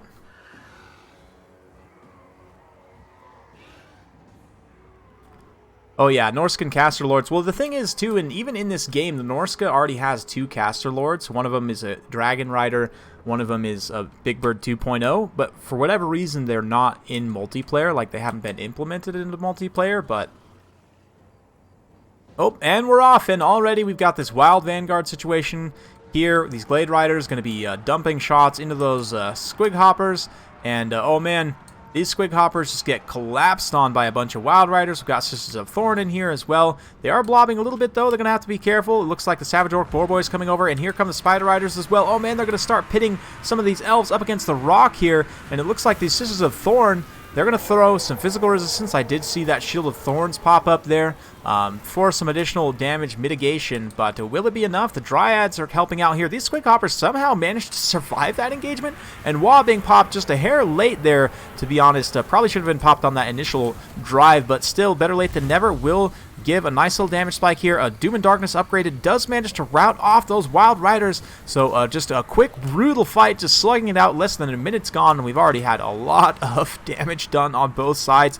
Durthu's making his way over. He's obviously a little bit slow here, trying to use these woods as much as he can to his advantage, but this massive force of Greenskins cavalry, 12 units of cavalry in total between the Squig Hoppers, the Spider Riders, and the Savage Boar Boys, with the Arrow Boys providing Overwatch fire. Arrow Boys, keep in mind, are no pushovers in melee as well. A nice Awakening of the Wood in the back line there. Awakening in the Wood. Who's casting that? Oh, yeah, that's right. The Branch Wraith actually has that spell. I forget sometimes. But the Dragon can just kind of park itself up on Durthu here and try and get good engagements that way. The Dragon hasn't taken too much damage so far, and Azak's going to have to be careful. The Dragon definitely going to want to call his number. The very inaccurate Orc Air Fire just going up in the air and spraying all over the place. The Wood Elves are contesting this back line, though. Looks like we're going to have a nice purple sun here, potentially. Yeah, it doesn't get that good of a blob, but just kind of operating in this area where there's a bunch of lighter Wood Elf units will generate some good value. Durthu's fighting up here a little bit isolated. You can see a lot of the Wood Elf infantry units not really wanting to push up into this area where they can just be gadded down by all these Greenskins missile units, but they definitely need to be supporting Durthu right here. He hasn't taken too much damage so far. Crabling's been very much focused on trying to take down the Forest Dragon. But you can see here that these These Greenskins Cav having a hard time holding the leadership, but obviously they just get terrified. They come back around for another charge bonus. It's like free cycle charging, basically, especially for the Savage Boar Boys. It will be quite strong. Of course, those of you guys who watched my video the other day know these guys are coming in with a hefty 60 charge bonus for a relatively cheap unit. You can see Durthu's not too happy about it. He's getting peppered by those Orc Airboys. Does get a little bit of healing there, or Shield of Thorns, rather, to give extra physical resistance. But the Arrow Boys certainly doing some friendly fire, no doubt, to those Savages as they follow along. And the Wood Elves, again, just still maintaining this presence in this back line here. The balance power is somewhat in the Greenskins' favor, but will they have the amount of sustain to be able to actually break this pocket down here? These War Dancers in particular, getting caught out like this is exactly what they needed to try and avoid. You can see once they're out of the forest, this massive Greenskins cavalry just comes in and absolutely runs them over just super, super hard. The shock damage is very real in the War Dancers, and the Eternal Guard's not taking too much. Thankfully, Durthu kind of standing around, providing that nice tear route. Certainly impactful. We've got, what is that, Sword of Daith as well, doing some good damage, debuffing armor somewhat. Also, but this is bad. Losing out in the Forest Dragon here, a little bit of a Spirit Leech. Looks like Awakening of the Wood going to try and potentially bail things out here, but yeah, that Forest Dragon taking a charge in the back there a little bit too much. And Sisters of Thorn, Dryads fighting in the forest here. Not really in a position to support, but I mean, granted, Durthu's still alive, and there's still all of these angry Wood Elf infantry here, but look at this surround here. They've got these Orc Air units on this side, and on the other side, all of these Greenskins cavalry still alive here. These Savage Boar Boys, you would think, you know, AP units only good against armor. Not so. That charge bonus in general, good against low HP units, any low HP units. And all elves have low HP, right? So I actually really like the pick of the Savage Orc Boar Boys here in a very kind of counterintuitive matchup, one that you certainly would not expect. That being said, in the late game situation, that armor piercing will come in handy if they do choose to try and cycle charge Durthu here. Is infantry even worth bringing anymore? In certain matchups, not really. It just depends. It really just depends. Certain infantry, yes. Elves, because they're so light, Wood Elves in particular, they're so light, they have very little armor. Oftentimes you run into a situation like this, but look, even still, despite how much damage they've taken, these Wood Elf infantry are still pushing through and just butchering some of these Greenskins missile units here. Despite everything, Durthu is still quite healthy as well, so, I mean, looking at things, yes, the Greenskins have a pretty decisive lead on paper, but will it actually end up translating into a victory here? Alric's certainly not out of this yet as these Eternal Guards start to make their way forward here. The Branch Wraith also still has a decent enough amount of HP here. And, oh man, Azag actually gets caught up on the ground here, gets kind of stuck in a couple of these wild animations, and he is going to take a few hits from these Eternal Guard. They do get rear charge, though. Nice turnaround, just about got turned around in time to actually break the charge of those Spider Riders, but a nice Earthblood there as well, healing up these few units that remain. The Sisters of Thorn, yeah, they're holding out as well. Aspect of Dread Knight to make those Orc Air Boys cause terror. Does finally terrify away those Sisters of Thorn there, but I don't know. Is this going to be enough to actually finish off Durthu is my question. Durthu is just, he's angry, just so angry still. Yeah, we'll see. We'll see. Hobgoblicon would be proud.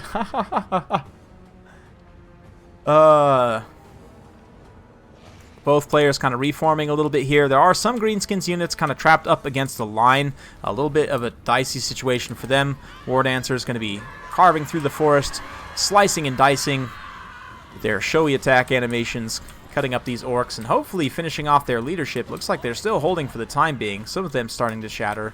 But, yeah, a few War Dancers there can be chased down. A few Dryads here can also be chased down potentially. Looks like they actually came back from route and might end up beating out on those Spider Riders, so that's nice there. And will it be enough? Durthu and the Arrow Boys. It's basically, yeah, Durthu versus the Arrow Boys. More or less. Not quite, but these Arrow Boys here are, and with them routing off, they still have a decent enough amount of ammo that it could be impactful. I don't know. Maybe, this is dangerous. This unit of Eternal Guard, a little bit isolated here, could kind of get collapsed on. The Squig Hoppers run in to break their bracing bonus. Now the rest of the units can rush in if they so choose. Looks like Azag will drop down for a quick tear route, potentially. Units just kind of cycling in and out here. The War Dancer is coming in. Oh man, those Orc Air Boys came back from route right on the side of the map again. Crabbling with the very good luck getting those units to kind of hold themselves together and get back right on the edge there. But another Earthblood upgraded here, going to keep Durthu healing. Will it be enough? Durthu has a lot to cut through. Is he just enough of a one-man army at this point to finish things off here? Obviously, Azag can't stand and fight Durthu. There's no way Azag can stand and fight Durthu, but as Durthu becomes one with that tree there, that's Durthu. This is a family program. Please. Durthu, please. Is leadership still holding? He's having a hard time kind of pathing through this forest here. It looks like, is he trying to trap Azag on the ground potentially here? Oh man. Oh man, that was risky for Azag to try and dive there. Azag does actually get back up in the air, and these Orc Air Boys are still shooting. I just don't see, maybe, I don't know. It's Durthu versus the world. He's going to come back and try and corner some of these units over on the side, but look at that balance of power all the way back towards even. After all that, Crabbling just you know, chopping down trees like it's nothing. Carving up elves as well, but... Oop, nope, those Air Boys are done. They shattered. These Air Boys also shattered, or sorry, the Boar Boys and the Air Boys also shattered there, so... I don't know. I think Durthu's probably got this, to be honest. Maybe. Maybe. Yeah. Gotta just keep advancing at this point. Squig Hopper's coming in to do some scouting. You can see Durthu just going straight in. Not really too much to it. Wanting to finish things off here.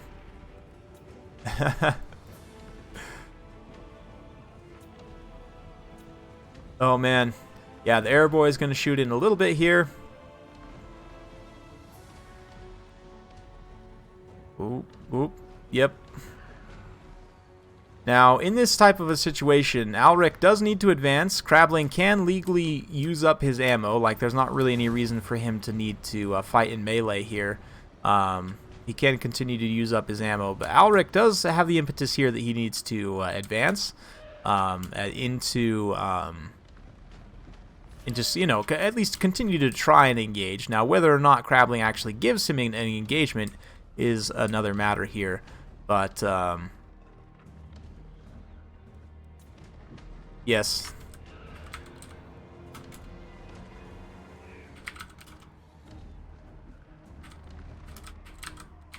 Yeah, Alric needs to attack here with his units. He can't just wander around in the forest like that to try and dodge the shots. He does actually need to advance and try and fight in melee. That being said, Azag could just come down and try and give himself up here, which is probably not the best idea. But yeah, basically what you do in this situation is you just try and advance, try and find some unit that you are fast enough to be able to actually catch up with here.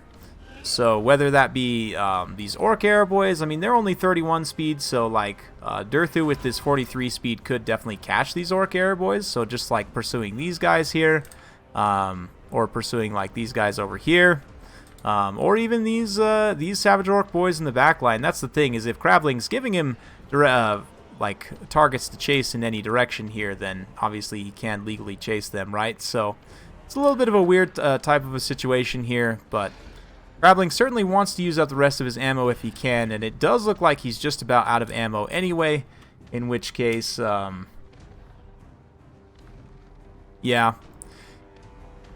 Yeah, I mean, at this point, wandering around like this is a rule break, so yeah.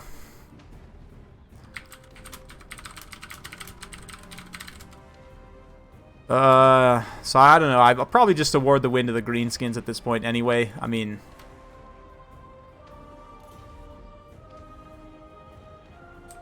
yeah. I mean, I can review this with Alric later if he has questions, but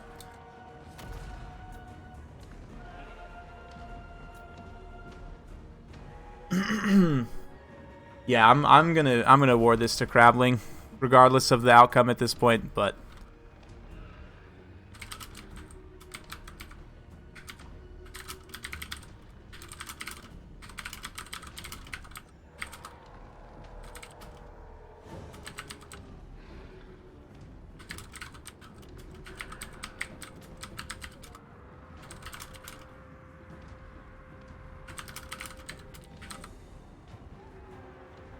Yeah.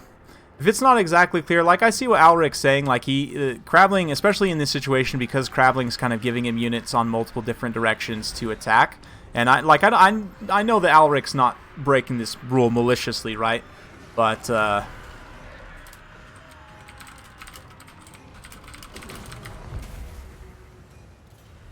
yeah, I don't think it's malicious, certainly by any means, but just like in that situation, you can't, like, you see how he was kind of maneuvering Durthu around to like try and dodge the shots, right? In that situation, you have to like actually keep an attack order engaged. Like, granted, if you're surrounded like that and you're advancing on one unit and it moves away, so you change the attack order to another unit to advance on that, like, that's okay. You guys saw like how I was keeping the space bar pressed down so I could see where the attack orders were going, and I could kind of see that his movement orders, you know, he was kind of like moving over here where there was no units, and then, you know, kind of dodging back and forth like that. So yeah, he was baiting volleys out. Exactly. It's a little bit of a weird situation, but you know, it is what it is. Definitely, I would say both players played very well, and you know, nothing against Alric for that in the end there. So yeah, it does to a degree, but I mean, just, you know,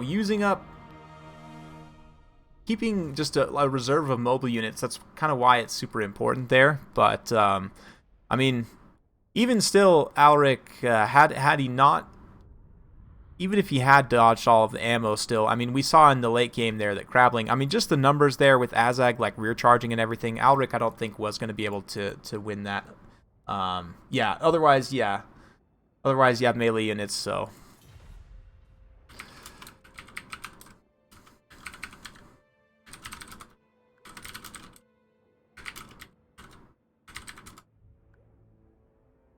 Yeah, so that's going to be the series for Crabling.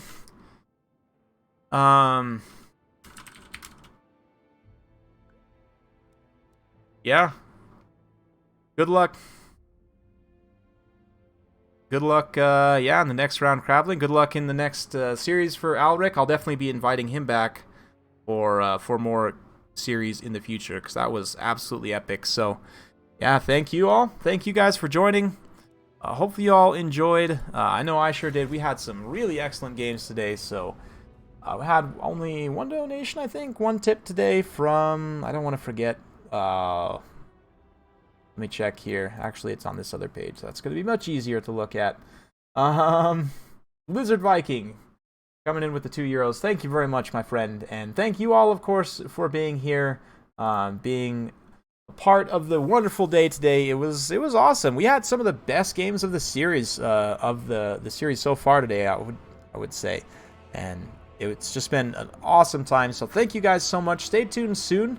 I'm going to announce, once I get a date nailed down for the final, I will announce that. So be sure to keep your eyes peeled to Discord, subscribe to the channel, hit that bell notification button so that, yeah, I'll probably post something on the community tab, and I'll likely post something on Twitter as well, just the various social medias, Discord and everything. So just keep your eyes peeled. I'm sure you'll see something. But, yeah.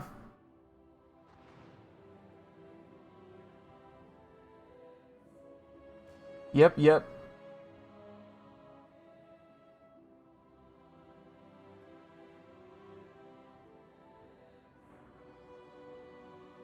Yeah, and I can talk more about that situation in another time, but it is what it is. I mean, like I said, even if he had managed to dodge out all the shots, like, Crabling used up most of his ammo there anyway, and he still ended up, you know, being able to take the win there. So it was a valiant effort, definitely. And Durthu, I mean, he would have just about been able to tank it, but the Crabling did a good job of what he should have in that case, which is to take out all of the supporting units, right? Get Durthu isolated so that he can kind of draw him into that very disfavorable situation, right? And so, yeah. Who would have thought the Wood Elves would have been in this situation where they're getting kited by greenskins? But that's just how it goes. How it goes. Anyway. Thank you guys for joining. That's enough about that for now. We'll catch you on the next one. Hopefully, I don't know, I might try and get one Rapon's campaign stream in sometime this week. Make up for missing yesterday, but no guarantees. But yeah, thanks anyway. We'll see you guys next time. Goodbye. If I can find it. Yep, there it is. Okay, bye-bye now.